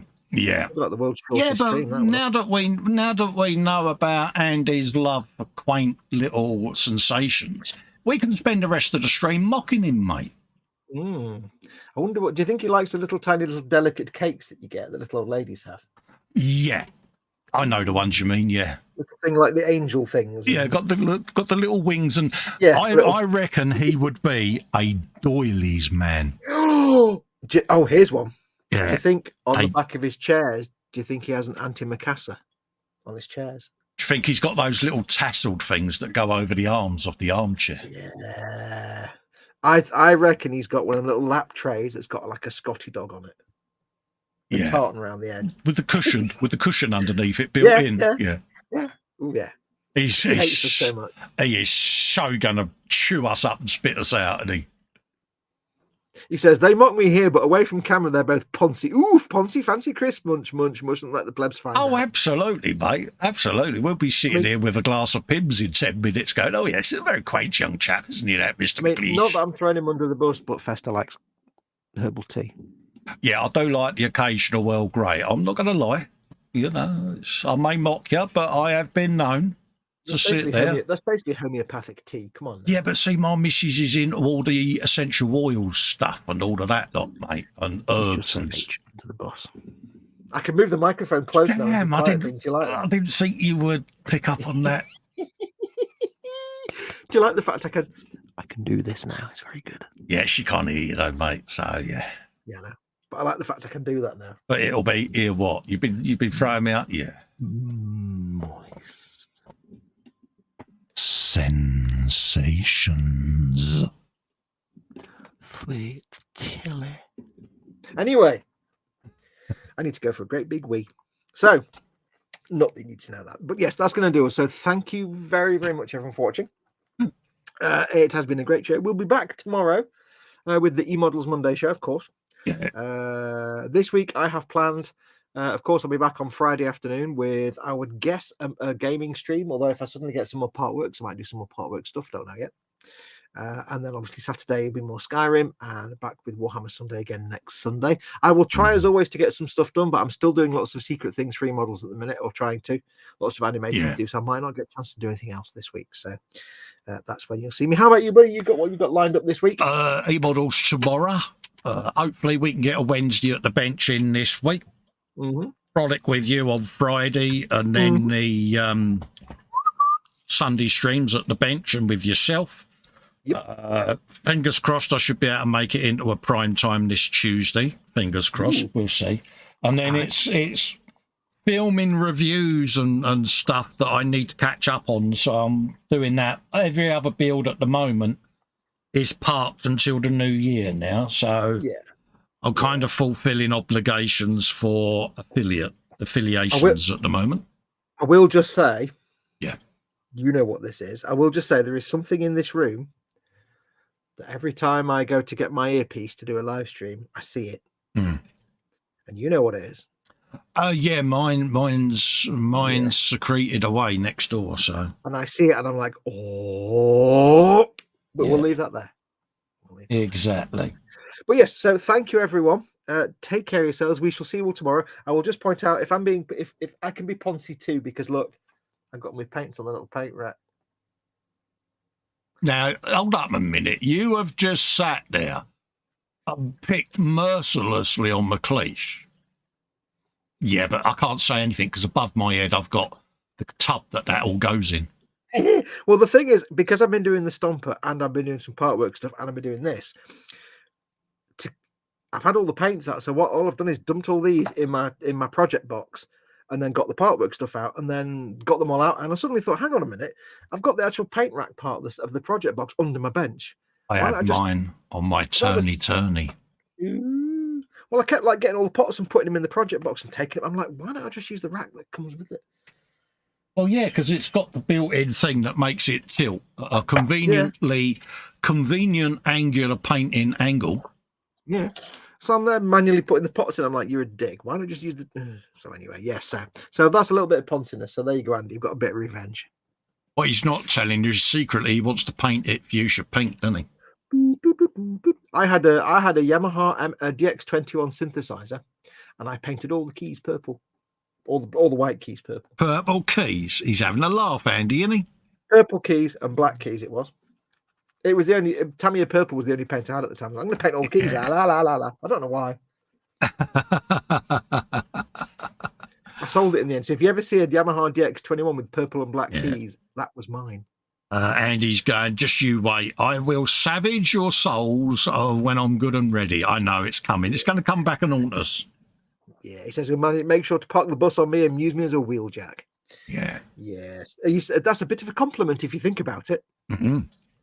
Usually like a wheeljack so I can lift your car up. Thank you very much. That's a very nice thing to say. Think about it. Think about it. No. Think about it. Wheeljack with the... Think about it. It's a man thing. Yeah. It's a penis joke. It's a penis joke. No, I just didn't want to go there. Never mind. Anyway, I'm going to lose the monetization. I might as well. So yes, thank you everyone. Take care of yourselves. We shall see you all very soon. Don't forget, of course, if you want to support the channel and keep it alive, you can do. You can become a patron at patreon.com/modelmakingguru, or you can go press the join button underneath any of my content. You can do the same for Colin, patreon.com/Festa67's workshop on his channel, or you can press join under his videos. Either way, you get loads of access to free stuff, cool stuff, extra content, and access to the live 24/7 Zoom Hangout and associated Facebook group. And don't forget to check out my channel sponsors, emodels.co.uk, your one-stop shop for all your model making needs. Link in the description below the video. Anyway, take care of yourselves. Go make something awesome. Go be awesome. And until next time, adios, amibus. Oh, ta-ra, folks. It's the sensations.